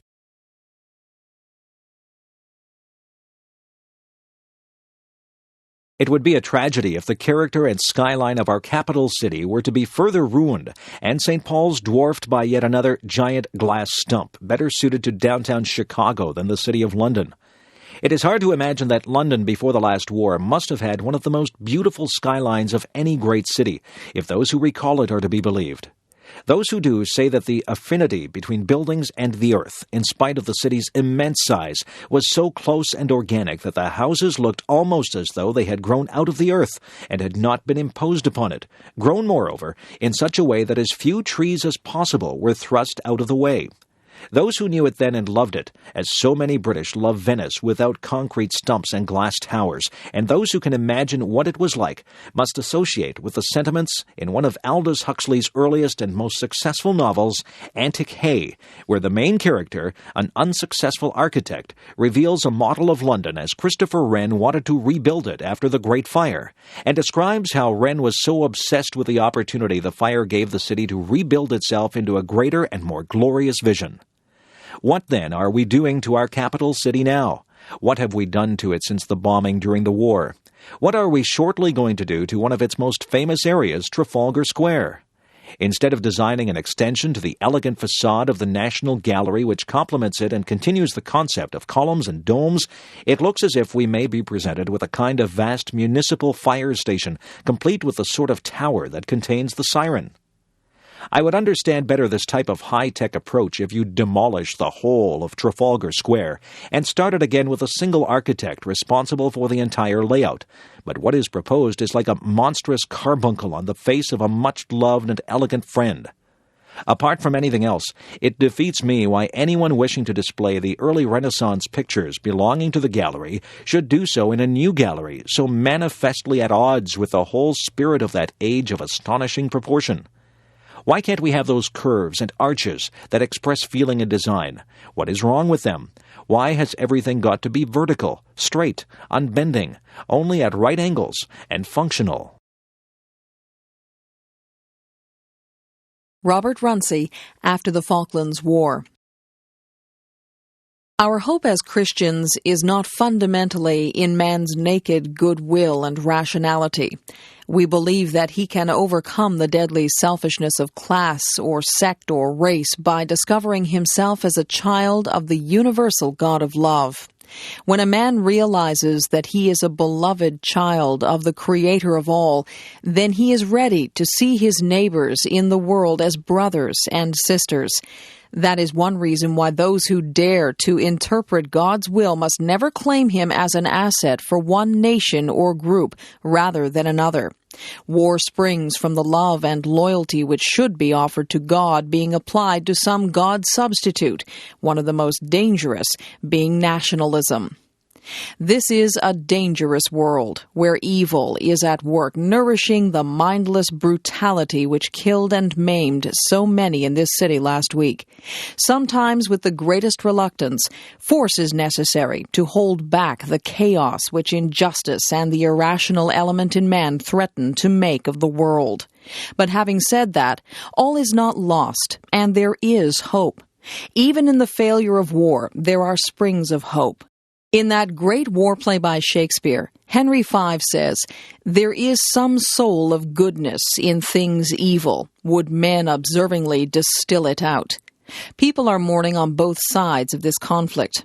In our prayers, we shall quite rightly remember those who are bereaved in our own country and the relations of the young Argentinian soldiers who were killed. Common sorrow should do something to reunite those who were engaged in this struggle. A shared anguish can be a bridge of reconciliation. Our neighbors are indeed like us. I have had an avalanche of letters and advice about this service. Some correspondents have asked, why drag God in? As if the intention was to wheel up God to endorse some particular policy or attitude rather than another. The purpose of prayer and of services like this is very different, and there is hope for the world in the difference. In our prayers, we come into the presence of the living God. We come with our very human emotions, pride in achievement and courage, grief at loss and waste. We come as we are, and not just mouthing opinions and thanksgiving which the fashion of the moment judges acceptable. As we pour into prayer our mourning, our pride, our shame, and our convictions, which will inevitably differ from person to person, if we are really present and really reaching out to God and not just demanding His endorsement, then God is able to work upon us. He is able to deepen and enlarge our compassion and to purify our thanksgiving. The parent who comes mourning the loss of a son may find here consolation, but also a spirit which enlarges our compassion to include all those Argentinian parents who have lost sons. Video designed by English7levels.com. Robert Runcie after the Falklands War. Man without God finds it difficult to achieve this revolution inside himself. But talk of peace and reconciliation is just fanciful and theoretical unless we are prepared to undergo such a revolution. Many of the reports I have heard about the troops engaged in this war refer to moments when soldiers have been brought face to face with what is fundamental in life and have found new sources of strength and compassion even in the midst of conflict. Ironically, it has sometimes been those spectators who remained at home, whether supporters or opponents of the conflict, who continue to be most violent in their attitudes and untouched in their deepest selves. Man without God is less than man. In meeting God, a man is shown his failures and his lack of integrity, but he is also given strength to turn more and more of his life and actions into love and compassion for other men like himself. It is necessary to the continuance of life on this planet that more and more people make this discovery. We have been the choice. Man possesses the power to obliterate himself, sacrificing the whole race on the altar of some God substitute. Or he can choose life in partnership with God, the Father of all. I believe there is evidence that more and more people are waking up to the realization that this crucial decision peers us in the face here and now. Cathedrals and churches are always places into which we bring human experiences, birth, marriage, death, our flickering communion with God, our fragile relationships with each other, so that they may be deepened and directed by the Spirit of Christ. Today we bring our mixture of thanksgiving, sorrows, and aspirations for a better ordering of this world. Pray God that He may purify, enlarge, and redirect these in the ways of His kingdom of love and peace. Amen. Salman Rushdie, Life Under Threat. A hot air balloon drifts slowly over a bottomless chasm carrying several passengers. A leak develops. The balloon starts losing height. The pit, a dark yawn, comes closer. Good grief, the wounded balloon can bear just one passenger to safety. The many must be sacrificed to save the one. But who should live? Who should die? And who could make such a choice?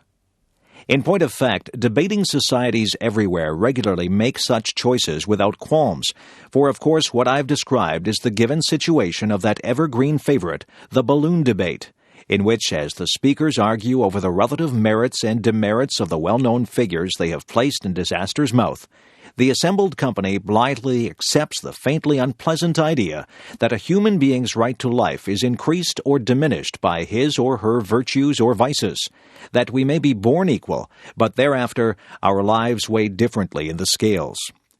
It's only make-believe after all, and while it may not be very nice, it does reflect how people actually think.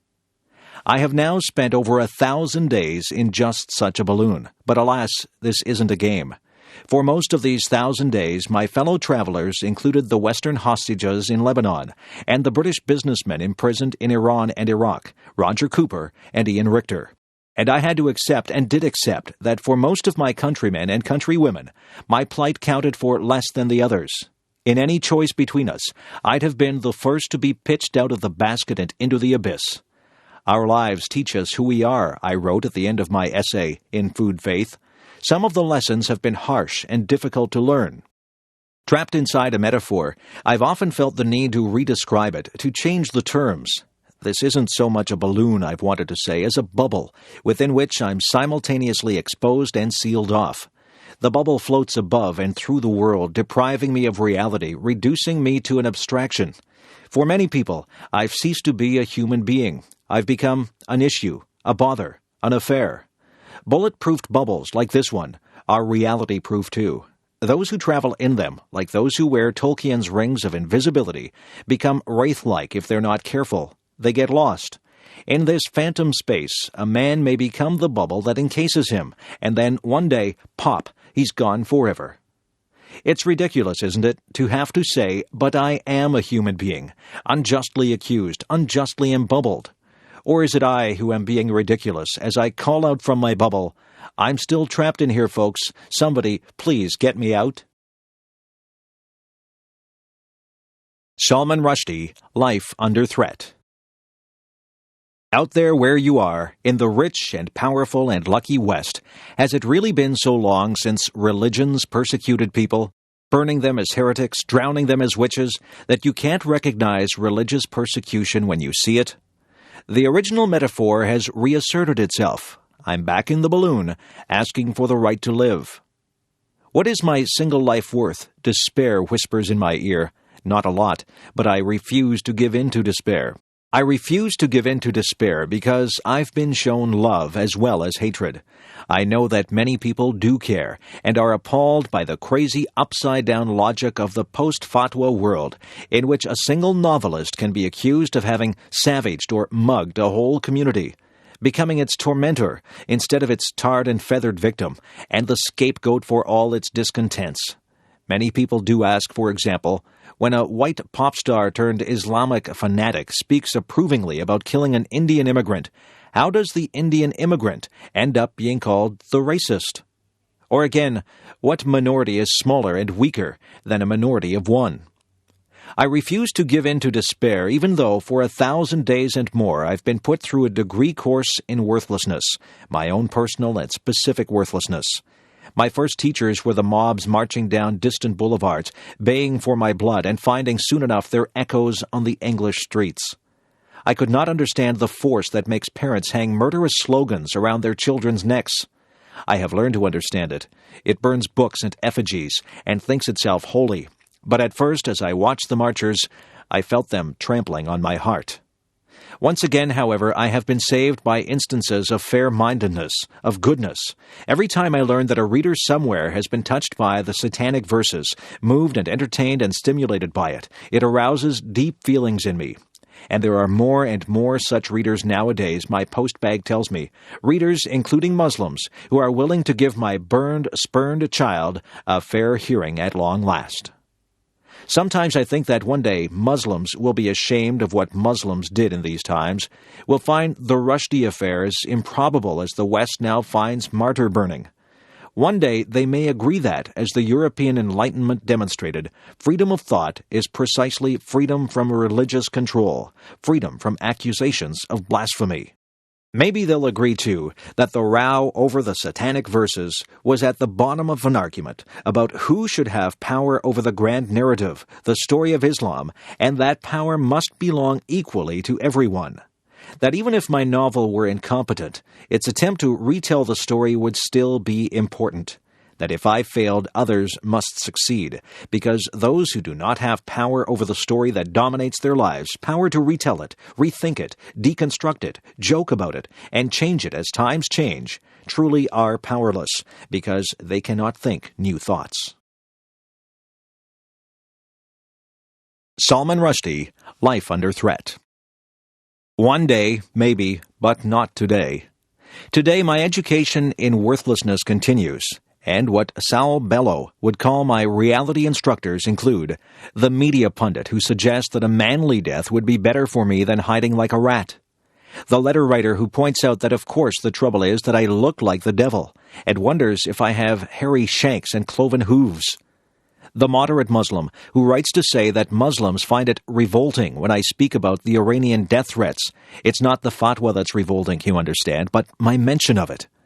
The rather more immoderate Muslim who tells me to shut up, explaining that if a fly is caught in a spider's web, it should not attract the attention of the spider.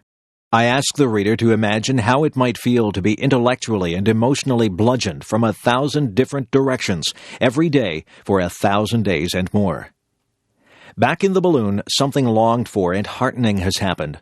On this occasion, mirabile dictu, the many have not been sacrificed, but saved. That is to say, my companions, the Western hostages and the gold businessmen, have, by good fortune and the efforts of others, managed to descend safely to earth, and have been reunited with their families and friends, with their own free lives. I rejoice for them, and admire their courage, their resilience, and now I'm alone in the balloon. Surely I'll be safe now.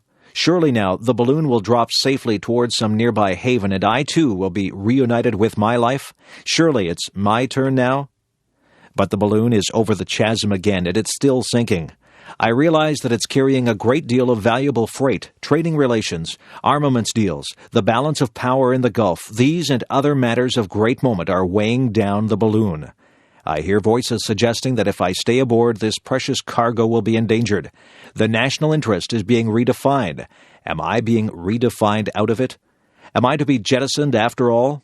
When Britain renewed relations with Iran at the United Nations in 1990, the senior British official in charge of the negotiations assured me in unambiguous language that something very substantial had been achieved on my behalf. The Iranians, laughing merrily, had secretly agreed to forget the fatwa. The diplomat put great stress on this cherry Iranian laughter. They would neither encourage nor allow their citizens, surrogates or proxies to act against me. Oh, how I wanted to believe that. But in the year and a bit that followed, we saw the fatwa restated in Iran. The bounty money doubled. The book's Italian translator severely wounded. Its Japanese translator stabbed to death. There was news of an attempt to find and kill me by contract killers, working directly for the Iranian government through its European embassies. Another such contract was successfully carried out in Paris, the victim being the harmless and aged ex-Prime Minister of Iran, Shapur Bakhtiar. Salman Rushdie, Life Under Threat. It seems reasonable to deduce that the secret deal made at the United Nations hasn't worked. Dismayingly, however, the talk as I write is all of improving relations with Iran still further, while the Rushdie case is described as a side issue. Is this a balloon I'm in or the dustbin of history? Let me be clear, there is nothing I can do to break this impasse. The fatwa was politically motivated to begin with. It remains a breach of international law, and it can only be solved at the political level. To effect the release of the Western hostages in Lebanon, great levers were moved, great forces were brought into play. For Mr. Richter, 70 million in frozen Iraqi assets were thawed. What then is a novelist under terrorist attack worth? Despair murmurs once again, not a plugged nickel. But I refuse to give in to despair. You may ask why I'm so sure there's nothing I can do to help myself out of this jam. At the end of 1990, dispirited and demoralized, feeling abandoned even then in consequence of the British government's decision to patch things up with Iran, and with my marriage at an end, I faced my deepest grief, my unquenchable sorrow at having been torn away from, cast out of, the cultures and societies from which I'd always drawn my strength and inspiration, that is, the broad community of British Asians and the broader community of Indian Muslims. I determined to make my peace with Islam, even at the cost of my pride. Those who were surprised and displeased by what I did perhaps failed to see that I was not some deracinated Uncle Tom Wog. To these people it was apparently incomprehensible that I should seek to make peace between the warring halves of the world, which were also the warring halves of my soul, and that I should seek to do so in a spirit of humility instead of the arrogance so often attributed to me. In good faith, I wrote, "Perhaps a way forward might be found through the mutual recognition of our mutual pain, but even moderate Muslims had trouble with this notion. What pain, they asked, could I possibly have suffered? What was I talking about?" As a result, the really important conversations I had in this period were with myself. I said, "Salman, you must send a message loud enough to be heard all over the world. You must make ordinary Muslims see that you aren't their enemy, and make the West understand a little more of the complexity of Muslim culture." It was my hope that Westerners might say, well, if he's the one in danger and yet he's willing to acknowledge the importance of his Muslim roots, then perhaps we ought to start thinking a little less stereotypically ourselves. No such luck, though. The message you send isn't always the one that's received. Salman Rushdie, Life Under Threat. And I said to myself, "Admit it, Salman, the story of Islam has a deeper meaning for you than any of the other grand narratives. Of course, you're no mystic, mister, and when you wrote, 'I am not a Muslim,' that's what you meant. No supernaturalism, no literalist orthodoxies, no formal rules for you. But Islam doesn't have to mean blind faith. It can mean blind faith. It can mean what it always meant in your family, a culture, a civilization, as open-minded as your grandfather was, as delightedly disputatious as your father was, as intellectual and philosophical as you like. Don't let zealots make Muslim a terrifying word," I urged myself. Remember what it meant, family and light. I reminded myself that I had always argued that it was necessary to develop the nascent concept of the secular Muslim, who, like the secular Jews, affirmed his membership of the culture while being separate from the theology. I had recently read the contemporary Muslim philosopher Fuad Zakaria's Laïcité ou Islamisme, and have been encouraged by Zakaria's attempt to modernize Islamic thought. But Salman, I told myself, you can't argue from outside the debating chamber. You've got to cross the threshold, go inside the room, and then fight for your humanized, historicized, secularized way of being a Muslim. I recalled my near namesake, the 12th century philosopher Ibn Rushd Averroes, who argued that, to quote the great Arab historian Albert Hourani, not all the words of the Quran should be taken literally. When the literal meaning of Quranic verses appeared to contradict the truths to which philosophers arrived by the exercise of reason, those verses needed to be interpreted metaphorically. But Ibn Rushd was a snob. Having pronounced an idea far in advance of its time, he qualified it by saying that such sophistication was only suitable for the elite. Literalism would do for the masses. Salman, I asked myself, is it time to pick up Ibn Rushd's banner and carry it forward? To say, nowadays, such ideas are fit for everybody, for the beggar as well as the prince. It was with such things in mind, and with my thoughts in a state of some confusion and torment, that I spoke the Muslim creed before witnesses. But my fantasy of joining the fight for the modernization of Muslim thought, for freedom from the shackles of the thought police, was stillborn. It never really had a chance. Too many people had spent too long demonizing and totemizing me to listen seriously to what I had to say. In the West, some friends turned against me, called me by yet another set of insulting names. Now I was spineless, pathetic, debased. I had betrayed myself, my cause. Above all, I had betrayed them. I also found myself up against the granite, heartless certainties of actually existing Islam, by which I mean the political and priestly power structure that presently dominates and stifles Muslim societies. Actually existing Islam has failed to create a free society anywhere on earth, and it wasn't about to let me, of all people, argue in favor of one. Salman Rushdie, Life Under Threat. Suddenly I was, metaphorically, among people whose social attitudes I'd fought for all my life. For example, their attitudes about women. One Islamicist boasted to me that his wife would cut his toenails while he made telephone calls, and suggested I find such a spouse. Or about gays. One of the imams I met in December 1990 was on TV soon afterwards denouncing Muslim gays as sick creatures who brought shame on their families and who ought to seek medical and psychiatric help. Had I truly fallen in among such people? That was not what I meant at all. Facing the intransigence, the Philistine scorn of so much of actually existing Islam, I reluctantly concluded that there was no way for me to help bring into the Muslim culture I dreamed of the progressive, irreverent, skeptical, argumentative, playful, and unafraid culture, which is what I've always understood as freedom. Not me, not in this lifetime, no chance.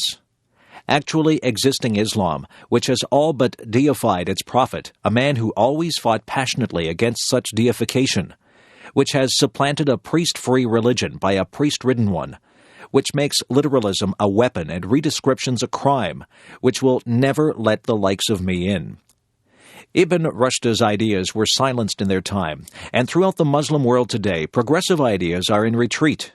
Actually existing Islam reigns supreme, and just as the recently destroyed actually existing socialism of the Soviet terror state was horrifically unlike the utopia of peace and equality of which democratic socialists have dreamed, so also is actually existing Islam a force to which I have never given in, to which I cannot submit.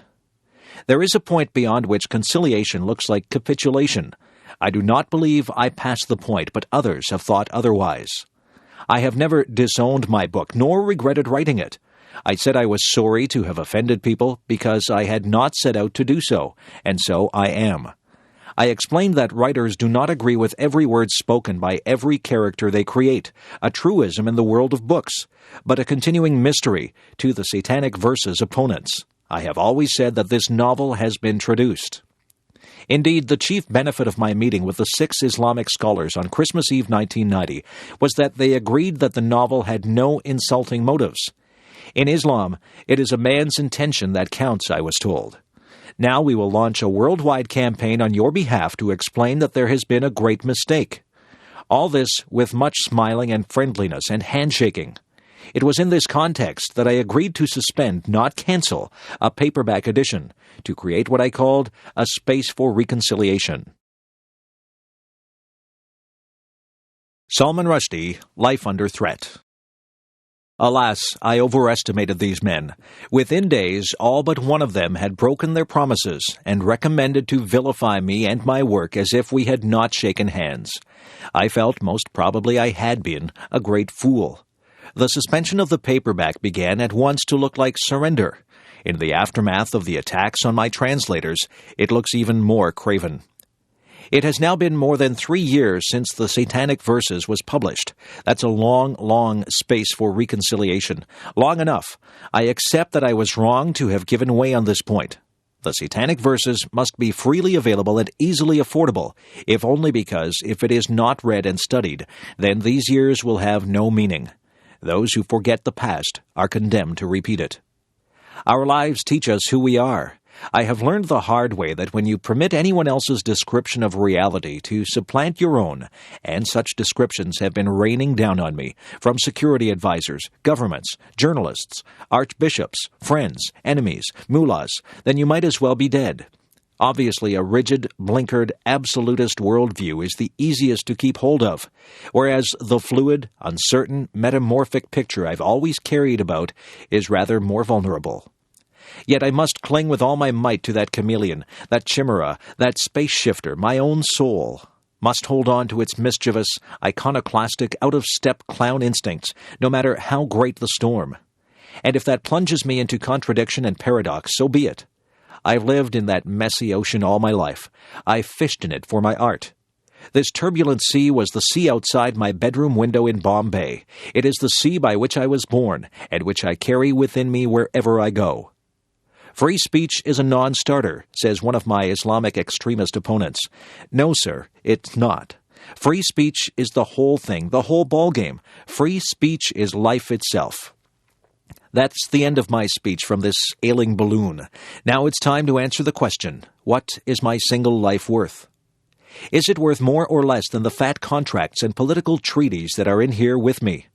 Is it worth more or less than good relations with a country which, in April 1991, gave 800 women 74 lashes each for not wearing a veil, in which the 80-year-old writer Mariam Perouse is still in gaol and has been tortured, and whose foreign minister says, in response to criticism of his country's lamentable human rights record, international monitoring of the human rights situation in Iran should not continue indefinitely. Iran could not tolerate such monitoring for long. You must decide what you think a friend is worth to his friends, what you think a son is worth to his mother, or a father to his son. You must decide what a man's conscience and heart and soul are worth. You must decide what you think a writer is worth, what value you place on a maker of stories and an arguer with the world. Ladies and gentlemen, the balloon is sinking into the abyss.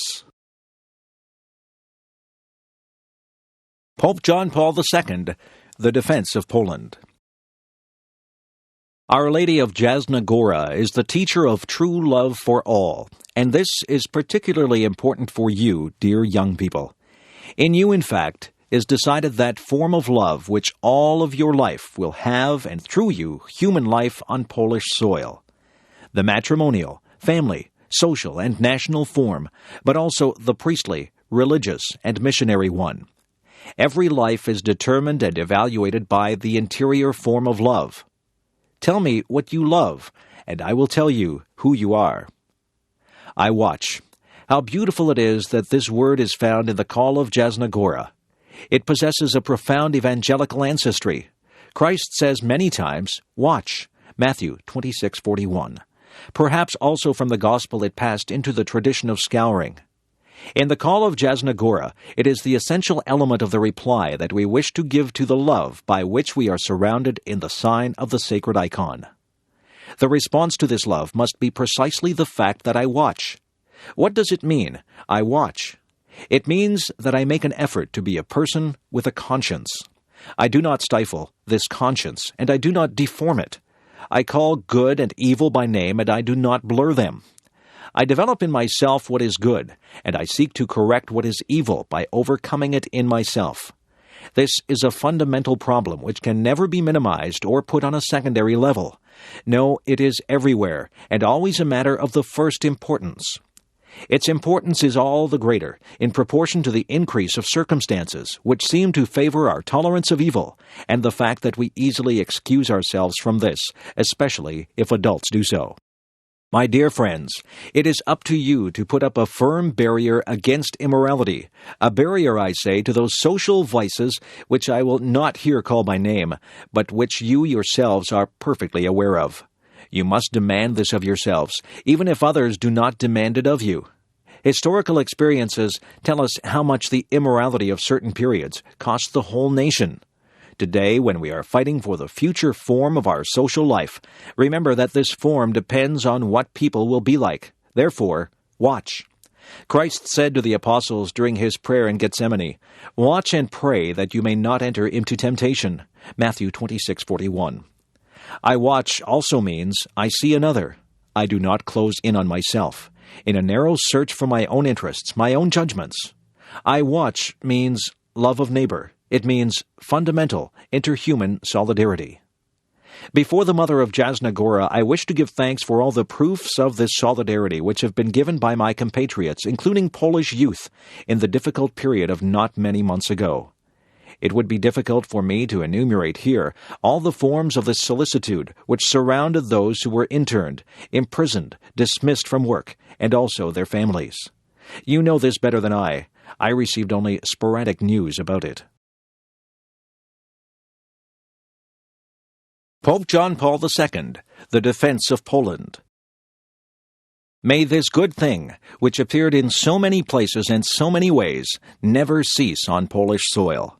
May there be a constant confirmation of that I watch of the call of Jasna Gora, which is a response to the presence of the Mother of Christ in the great family of the Poles. I watch also means I feel responsible for this great common inheritance whose name is Poland. This name defines us all. This name obliges us all. This name costs us all. Perhaps at times we envy the French, the Germans, or the Americans because their name is not tied to such a historical price and because they are so easily free, while our Polish freedom costs so much. My dear ones, I will not make a comparative analysis. I will only say that it is what costs that constitutes value. It is not in fact possible to be truly free without an honest and profound relationship with values. We do not want a Poland which costs us nothing. We watch, instead, beside all that makes up the authentic inheritance of the generations, seeking to enrich it. A nation, then, is first of all rich in its people, rich in man, rich in youth, rich in every individual who watches in the name of truth. It is truth, in fact, that gives form to love.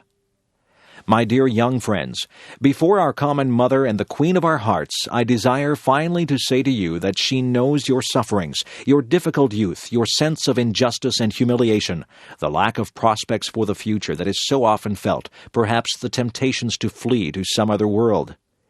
Even if I am not among you every day, as was the case for many years in the past, nevertheless I carry in my heart a great solicitude, a great enormous solicitude, a solicitude for you, precisely because on you depends tomorrow. I pray for you every day. It is good that we are here together at the hour of the call of Jasna Gora, in the midst of the trials of the present time, in the midst of the trial through which your generation is passing. This call of the millennium continues to be a program. In it is contained a fundamental way out, because the way out, in whatever dimension, economic, social, political, must happen first in man. Man cannot remain with no way out.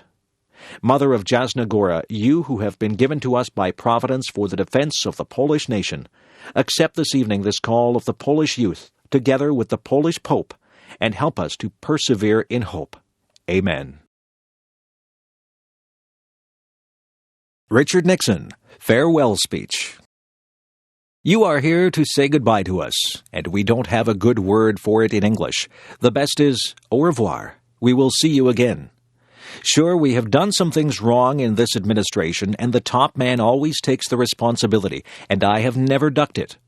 But I want to say one thing. We can be proud of it. 5.5 years. No man or no woman came into this administration and left it with more of this world's goods than when he came in. No man or no woman ever profited at the public expense or the public till. That tells something about you. Mistakes, yes, but for personal gain, never. You did what you believed in. Sometimes right, sometimes wrong. And I only wish that I were a wealthy man at the present time. I have got to find a way to pay my taxes, and if I were, I would like to recompense you for the sacrifices that all of you have made to serve in government.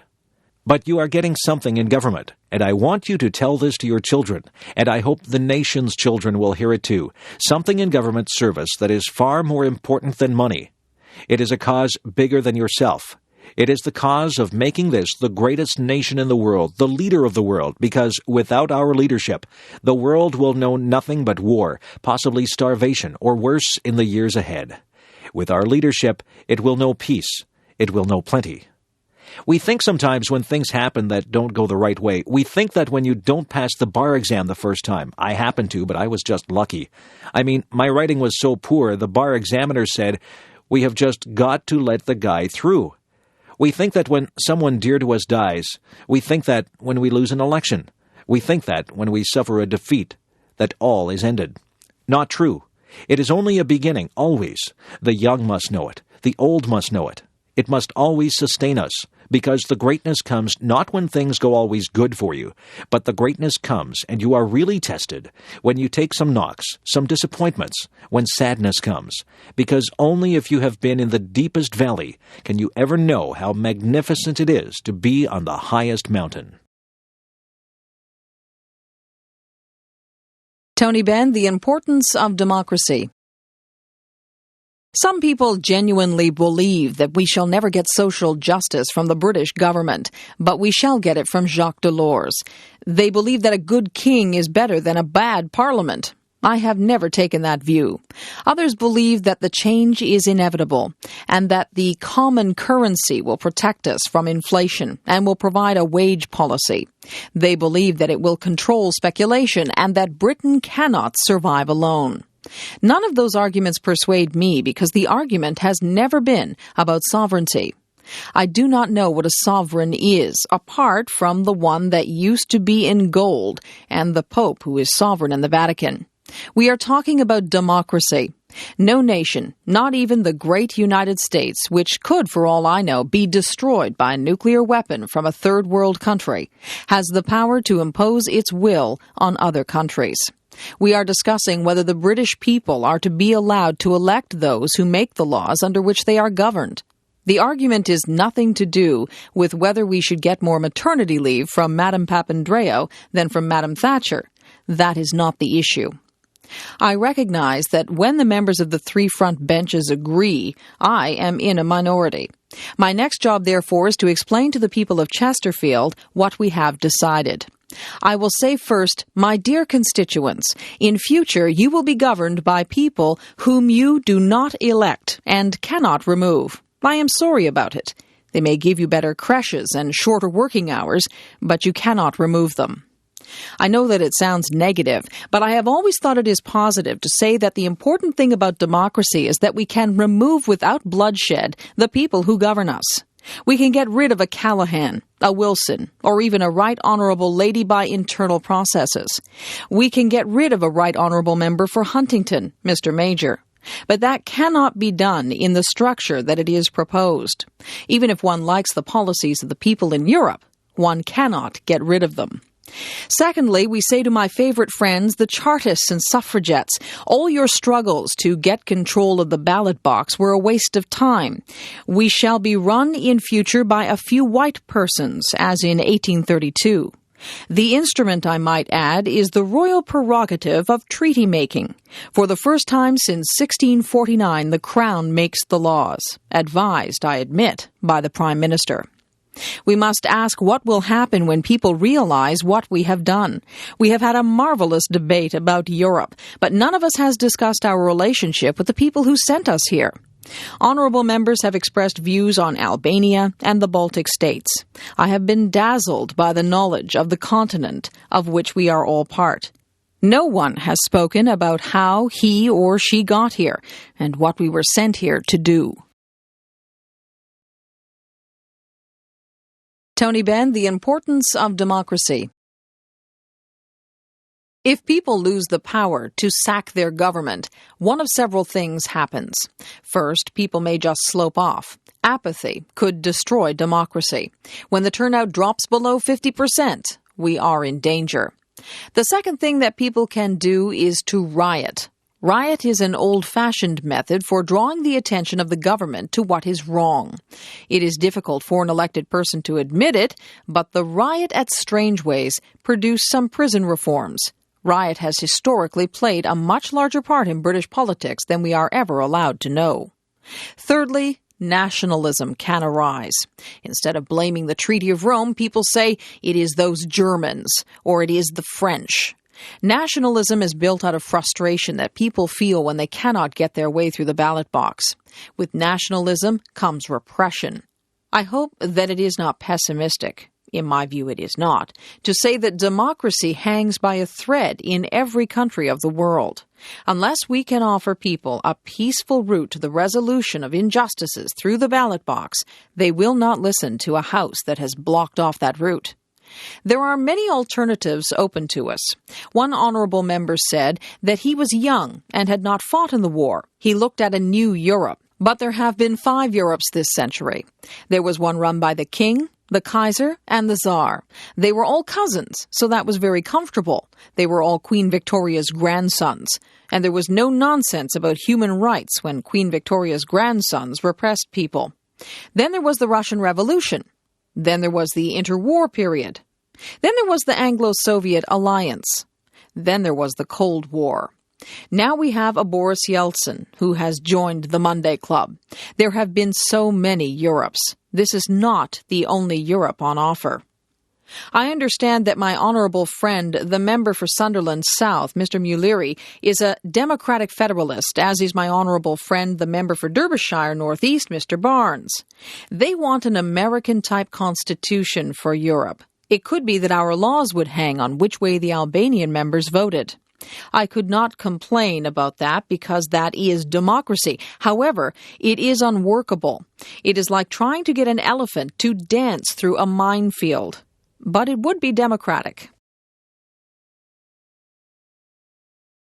Tony Benn, The Importance of Democracy. Another way would be to have a looser, wider Europe. I have an idea for a Commonwealth of Europe. I am introducing a bill on the subject. Europe would be rather like the British Commonwealth. We would work by consent with people, or we could accept this ghastly proposal, which is clumsy, secretive, centralized, bureaucratic, and divisive. That is how I regard the Treaty of Rome. I was born a European, and I will die one, but I have never put my alliance behind the Treaty of Rome. I object to it. I hate being called an anti-European. How can one be anti-European when one is born in Europe? It is like saying that one is anti-British if one does not agree with the Chancellor of the Exchequer. What a lot of nonsense it is. I ask myself why the House is ready to contemplate abandoning its duties, as I fear that it is. I was elected 41 years ago this month. This chamber has lost confidence in democracy. It believes that it must be governed by someone else. It is afraid to use the powers entrusted to it by its constituents. It has traded power for status. One gets asked to go on the telly if one is Member of Parliament. The chamber does not want to use its power. It has accepted the role of a spectator and joined what Howe called the dignified part of the Constitution, leaving the crown under the control of the Prime Minister to be the executive part. If democracy is destroyed in Britain, it will not be the communists, Trotskyists, or subversives, but this House which threw it away. The rights that are entrusted to us are not for us to give away. Even if I agree with everything that is proposed, I cannot hand away powers lent to me for 5 years by the people of Chesterfield. I just could not do it. It would be theft of public rights. Therefore, there is only one answer. If people are determined to submit themselves to Jacques Delors, Madame Papandreou, and the Council of Ministers, we must tell the people what is planned. If people vote for that, they will have all capitulated. Julius Caesar said, "We are just merging our sovereignty." So did William the Conqueror. It is not possible to support the government's motion. I have told the chief whip that I cannot support the Labour motion. I invite the House to vote against the government's motion and not to support a motion which purports to take us faster into a community which cannot reflect the aspirations of those who put us here. That is not a nationalist argument, nor is it about sovereignty. It is a democratic argument, and it should be decisive in a democratic chamber. Sir Geoffrey Howe, Resignation Speech. As long ago as 1962, it was Lord Stockton, formerly Harold Macmillan, who first put the central point clearly. He argued that we had to place and keep ourselves within the community. He saw it as essential, then, as it is today, not to cut ourselves off from the realities of power, not to retreat into a ghetto of sentimentality about our past, and so diminish our control over our own destiny in the future. The pity is that the Macmillan view had not been perceived more clearly a decade before in the 50s. It would have spared so many of the struggles of the past 20 years had we been in the community from the outset, had we been ready, in the much too simple phrase, to surrender some sovereignty at a much earlier stage. Had we been in from the start, we should have had more, not less, influence over the Europe in which we live today. We should never forget the lesson of that isolation, of being on the outside looking in for the conduct of today's affairs. We have done best when we have seen the community not as a static entity to be resisted and contained, but as an active process which we can shape often decisively, provided we allow ourselves to be fully engaged in it with confidence and enthusiasm and in good faith. We must at all costs avoid presenting ourselves yet again with an oversimplified choice, a false antithesis, a bogus dilemma between one alternative starkly labeled cooperation between independent sovereign states and a second, equally crudely labeled alternative, a centralized federal superstate, as if there were no middle way in between. We commit a serious error if we think always in terms of surrendering sovereignty and seek to stand pat for all time on a given deal by proclaiming, as the Prime Minister did 2 weeks ago, that we have surrendered enough. The European enterprise is not and should not be seen like that, as some kind of zero-sum gain. Sir Winston Churchill put it much more positively 40 years ago when he said, "Is it not possible, and not less agreeable, to regard this sacrifice or merger of national sovereignty as the gradual assumption by all the nations concerned of that larger sovereignty which can alone protect their diverse and distinctive customs and characteristics and their national traditions?" I find Winston Churchill's perception a good deal more convincing and encouraging for the interests of our nation than the nightmare image sometimes conjured up by the Prime Minister, who sometimes seems to look out on a continent that is positively teeming with ill-intentioned people, scheming, in her words, to extinguish democracy, to dissolve our national identity, to lead us through the back door into a federal Europe. Sir Geoffrey Howe, Resignation Speech. What kind of vision is that for our business people who trade there each day, for our financiers who seek to make London the money capital of Europe, or for all the young people of today? These concerns are especially important as we approach the crucially important topic of EMU. We must be positively and centrally involved in this debate and not fearfully and negatively detached. The cost of disengagement here could be very serious indeed. The tragedy is, and it is for me personally, for my party, for our whole people, for the Prime Minister herself, a very real tragedy, that the Prime Minister's perceived attitude towards Europe is running increasingly serious risks for the future of our nation. It risks minimizing our influence and maximizing our chances of being once again shut out. We have paid heavily in the past for late stars and squandered opportunities in Europe. We dare not let that happen again. If we detach ourselves completely as a party or as a nation from the middle ground of Europe, the effects will be incalculable and very hard ever to correct.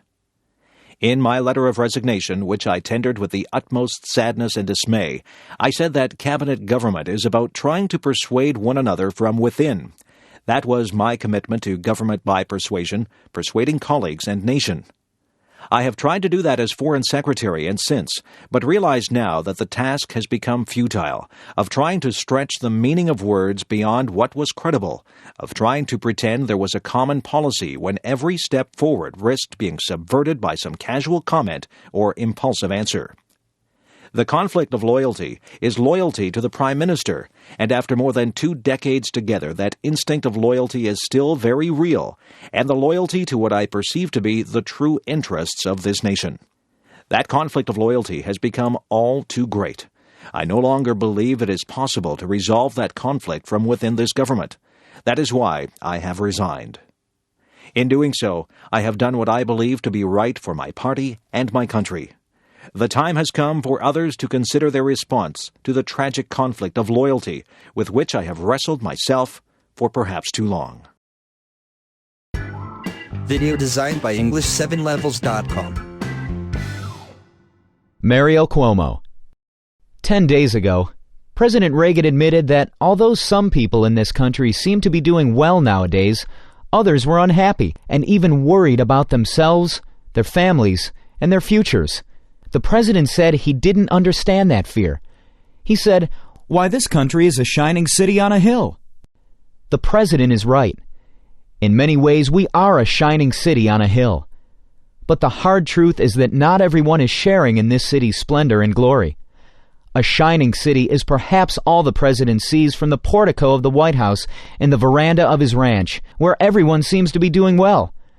But there's another part of the city, the part where some people can't pay their mortgages and most young people can't afford one, where students can't afford the education they need, and middle-class parents watch the dreams they hold for their children evaporate. In this part of the city, there are more poor than ever, more families in trouble, More and more people who need help but can't find it. Even worse, there are elderly people who tremble in the basements of the houses there. There are people who sleep in the city streets, in the gutter, where the glitter doesn't show. There are ghettos where thousands of young people, without an education or a job, give their lives away to drug dealers every day. There is despair, Mr. President, in faces you never see, in the places you never visit in your shining city. In fact, Mr. President, this nation is more a tale of two cities than it is a shining city on a hill. Maybe if you visited more places, Mr. President, you'd understand. Mario Cuomo. Maybe if you went to Appalachia, where some people still live in sheds, and to Lackawanna, where thousands of unemployed steelworkers wonder why we subsidized foreign steel while we surrender their dignity to unemployment and to welfare checks. Maybe if you stepped into a shelter in Chicago and talked with some of the homeless there. Maybe, Mr. President, if you asked a woman who'd been denied the help she needs to feed her children because you say we need the money to give a tax break to a millionaire or to build a missile we can't even afford to use. Maybe then you'd understand. Maybe, Mr. President, but I'm afraid not. Because the truth is, this is how we were warned it would be. President Reagan told us from the beginning that he believed in a kind of social Darwinism, survival of the fittest. Government can't do everything, we were told, so it should settle for taking care of the strong and hope that economic ambition and charity will do the rest. Make the rich richer, and what falls from their table will be enough for the middle class and those trying to make it into the middle class. The Republicans called it trickle-down when Hoover tried it. Now they call it supply side. It is the same shining city for those relative few who are lucky enough to live in its good neighborhoods. But for the people who are excluded, locked out, all they can do is stare from a distance at that city's glimmering towers. It's an old story, as old as our history. The difference between Democrats and the Republicans has always been measured in courage and confidence. The Republicans believe the wagon train will not make it to the frontier unless some of our old, some of our young, and some of our weak are left behind by the side of the trail. The strong will inherit the land. We Democrats believe that we can make it all the way with the whole family intact. We have, more than once. Ever since Franklin Roosevelt lifted himself from his wheelchair to lift this nation from its knees, wagon train after wagon train. Mario Cuomo. To new frontiers of education, housing, peace, the whole family aboard, constantly reaching out to extend and enlarge that family, lifting them up into the wagon on the way. Blacks and Hispanics, people of every ethnic group, and Native Americans, all those struggling to build their families and claim some small share of America. For nearly 50 years, we carried them to new levels of comfort, security, dignity, even affluence. Some of us are in this room today only because this nation had that confidence. It would be wrong to forget that. So we are here at this convention to remind ourselves where we come from and to claim the future for ourselves and for our children. Today, our great Democratic Party, which has saved this nation from depression, from fascism, from racism, from corruption, is called upon to do it again. This time to save the nation from confusion and division, from the threat of eventual fiscal disaster, and most of all from a fear of a nuclear holocaust. We must win this case on the merits. We must get the American public to look past the glitter, beyond the showmanship, to reality, to the hard substance of things. And we will do that not so much with speeches that sound good, as with speeches that are good and sound. We must make the American people hear our tale of two cities. We must convince them that we don't have to settle for two cities, that we can have one city, indivisible, shining for all its people. To succeed, we will have to surrender small parts of our individual interests, to build a platform we can all stand on, at once, comfortably, proudly singing out the truth for the nation to hear, in chorus, its logic so clear and commanding that no slick commercial, no amount of geniality, no martial music will be able to muffle it. We Democrats must unite so that the entire nation can. Surely the Republicans won't bring the convention together. Their policies divide the nation into the lucky and the left out, the royalty and the rabble. The Republicans are willing to treat that division as victory. They would cut this nation in half, into those temporarily better off and those worse off than before, and call it recovery. We should not be embarrassed or dismayed if the process of unifying is difficult, even at times wrenching. Unlike any other party, we embrace men and women of every color, every creed, every orientation, every economic class. In our family are gathered everyone from the abject poor of Essex County in New York to the enlightened affluent of the Gold Coast of both ends of our nation.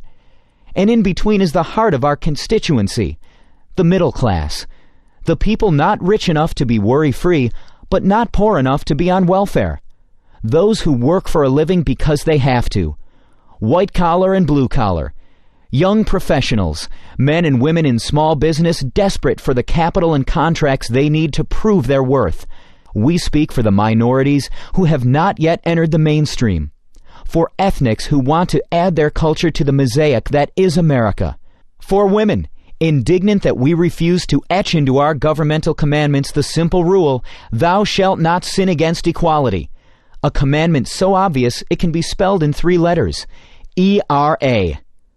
For young people demanding an education and a future. For senior citizens terrorized by the idea that their only security, their social security, is being threatened. For millions of reasoning people fighting to preserve the environment from greed and stupidity, and fighting to preserve our very existence from a macho intransigence that refuses to make intelligent attempts to discuss the possibility of nuclear holocaust with our enemy. Refusing because they believe we can pile missiles so high that they will pierce the clouds and the sight of them will frighten our enemies into submission. That struggle to live with dignity is the real story of the shining city. It's a story I didn't read in a book or learn in a classroom. I saw it and lived it like many of you. I watched a small man with thick calluses on both hands work 15 and 16 hours a day. I saw him once literally bleed from the bottoms of his feet, a man who came here uneducated, alone, unable to speak the language, who taught me all I needed to know about faith and hard work by the simple eloquence of his example. Mario Cuomo. I learned about our kind of democracy from my father. I learned about our obligation to each other from him and from my mother. They asked only for a chance to work and to make the world better for their children and to be protected in those moments when they would not be able to protect themselves. This nation and its government did that for them. And that they were able to build a family and live in dignity and see one of their children go from beyond their little grocery store on the other side of the tracks in South Jamaica where he was born to occupy the highest seat in the greatest state of the greatest nation in the world we know is an ineffably beautiful tribute to the democratic process.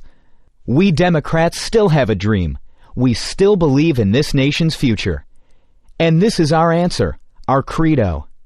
We believe in only the government we need, but we insist on all the government we need.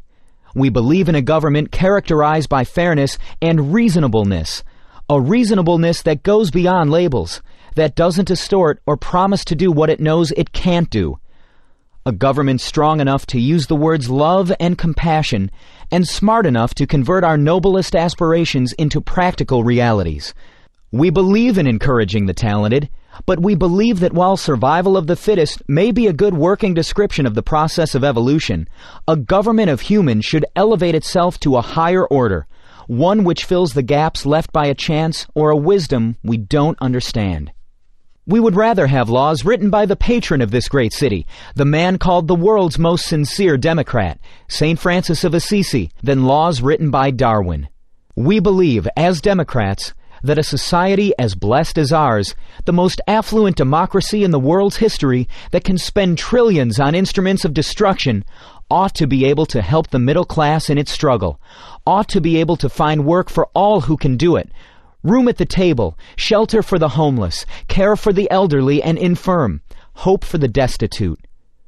We proclaim as loudly as we can the utter insanity of nuclear proliferation and the need for a nuclear freeze, if only to affirm the simple truth that peace is better than war because life is better than death.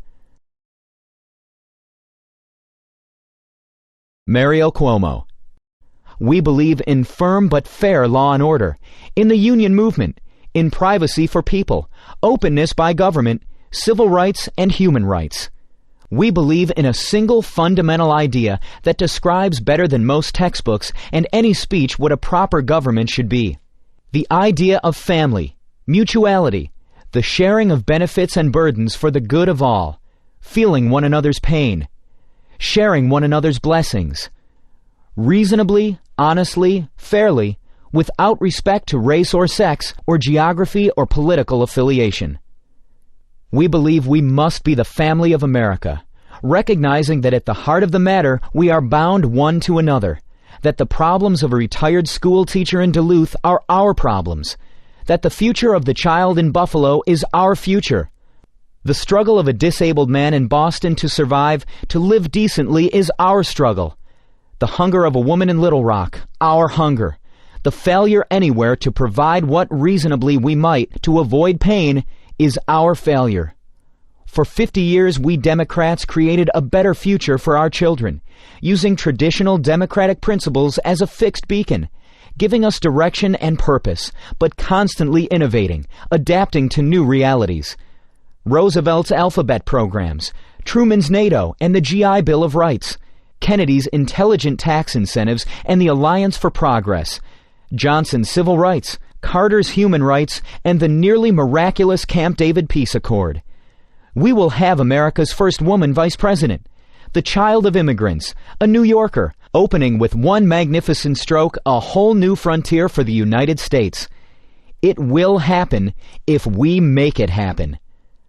I ask you, ladies and gentlemen, brothers and sisters, for the good of all of us, for the love of this great nation, for the family of America, for the love of God, please make this nation remember how futures are built. King Edward VIII. At long last, I am able to say a few words of my own. I have never wanted to withhold anything, but until now, it has not been constitutionally possible for me to speak. A few hours ago, I discharged my last duty as King and Emperor, and now that I have been succeeded by my brother, the Duke of York, my first words must be to declare my allegiance to him. This I do with all my heart. You all know the reasons which have impelled me to renounce the throne. But I want you to understand that in making up my mind, I did not forget the country or the empire, which as Prince of Wales and lately as King, I have for 25 years tried to serve. But you must believe me when I tell you that I have found it impossible to carry the heavy burden of responsibility and to discharge my duties as king as I would wish to do without the help and support of the woman I love. And I want you to know that the decision I have made has been mine, and mine alone. This was a thing I had to judge entirely for myself. The other person most nearly concerned has tried up to the last minute to persuade me to take a different course. I have made this the most serious decision of my life, only upon the single thought of what would, in the end, be best for all. This decision has been made less difficult to me by the sure knowledge that my brother, with his long training in the public affairs of this country, and with his fine qualities, will be able to take my place forthwith without interruption or injury to the life and progress of the empire. And he has one matchless blessing, enjoyed by so many of you, and not bestowed on me, a happy home with his wife and children. During these hard days, I have been comforted by Her Majesty, my mother, and by my family. The ministers of the Crown, and in particular, Mr. Baldwin, the Prime Minister, have always treated me with full consideration. There has never been any constitutional difference between me and them, and between me and Parliament. Bred in the constitutional tradition by my father, I should never have allowed any such issue to arise. Ever since I was Prince of Wales, and later on when I occupied the throne, I have been treated with the greatest kindness by all classes of the people wherever I have lived or journeyed throughout the empire. For that, I am grateful. I now quit altogether public affairs, and I lay down my burden. It may be some time before I return to my native land, but I shall always follow the fortunes of the British race and empire with profound interest, and if at any time in the future I can be found of service to His Majesty in a private station, I will not fail. And now, we all have a new king. I wish him and you, his people, happiness and prosperity with all my heart. God bless you all. God save the king. Edward Kennedy, speech at 1980 Democratic Party Convention. There were hard hours on our journey, and often we sailed against the wind. But always we kept our rudder true, and there were so many of you who stayed the course and shared our hope. You gave your help, but even more, you gave your hearts. Because of you, this has been a happy campaign. You welcomed Joan, me, and our family into your homes and neighborhoods, your churches, your campuses, your union halls. When I think back of all the miles and all the months and all the memories, I think of you. I recall the poet's words, and I say, what golden friends I have. Among you, my golden friends across the land, I have listened and learned. I have listened to Kenny Dubois, a glassblower from Charleston, West Virginia, who has 10 children to support but has lost his job after 35 years, just 3 years short of qualifying for his pension.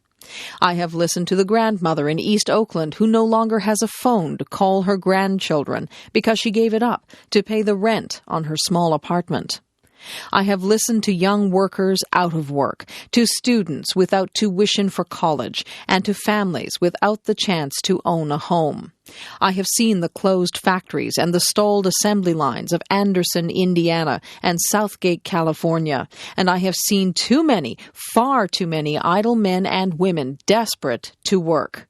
I have seen too many, far too many working families desperate to protect the value of their wages from the ravages of inflation. Yet I have also sensed a yearning for new hope among the people in every state where I have been.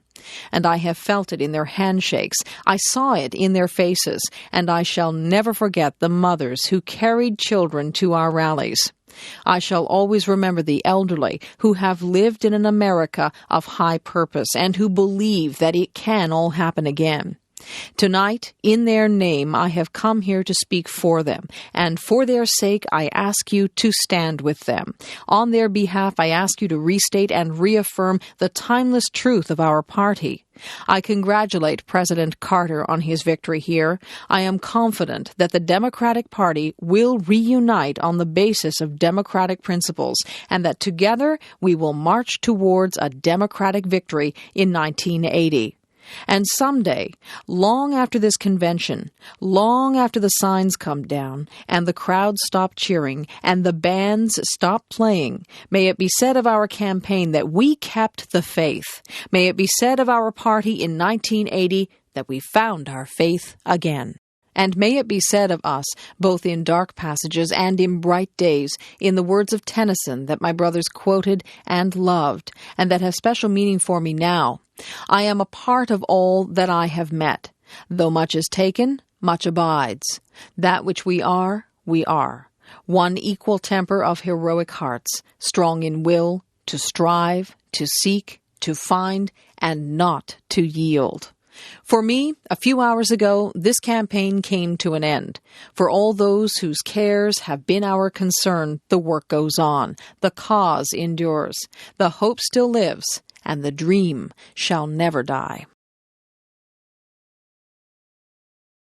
Abraham Lincoln, Second Inaugural Address.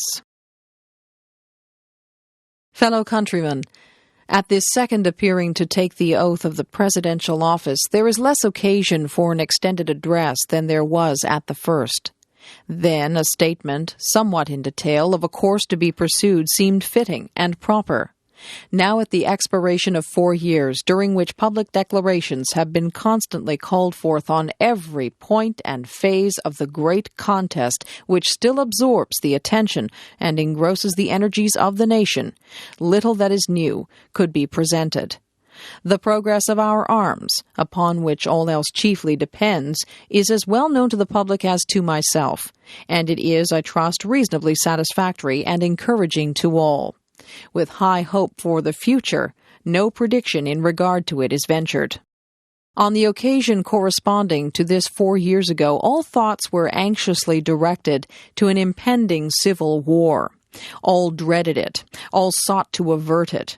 While the inaugural address was being delivered from this place, devoted altogether to saving the Union without war, insurgent agents were in the city seeking to destroy it without war, seeking to dissolve the Union and divide effects by negotiation.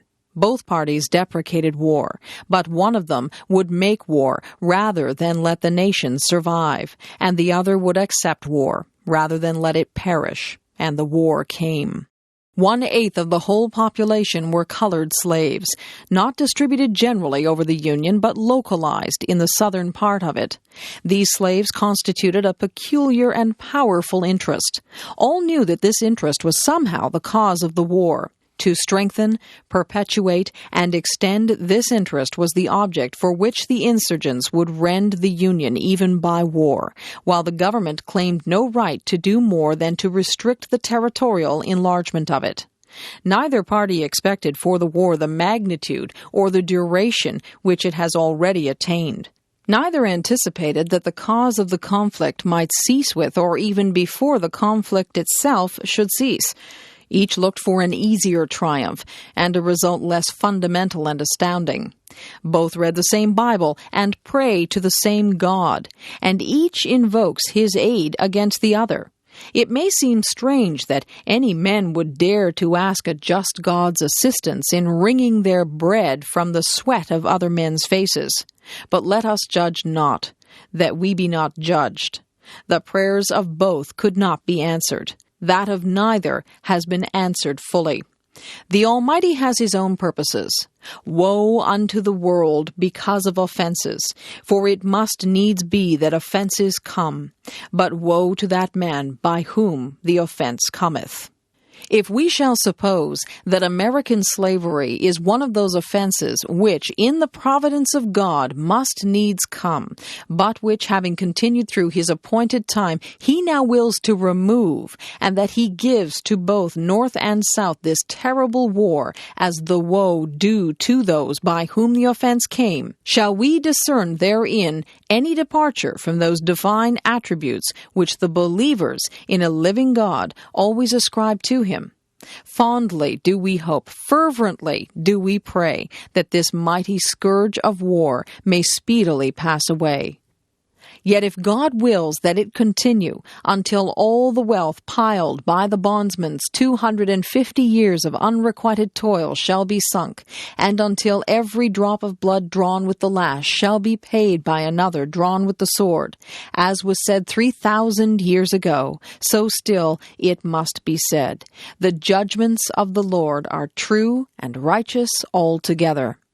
With malice toward none, with charity for all, with firmness in the right as God gives us to see the right, let us strive on to finish the work we are in, to bind up the nation's wounds, to care for him who shall have borne the battle, and for his widow and his orphan, to do all which may achieve and cherish a just and lasting peace among ourselves and with all nations.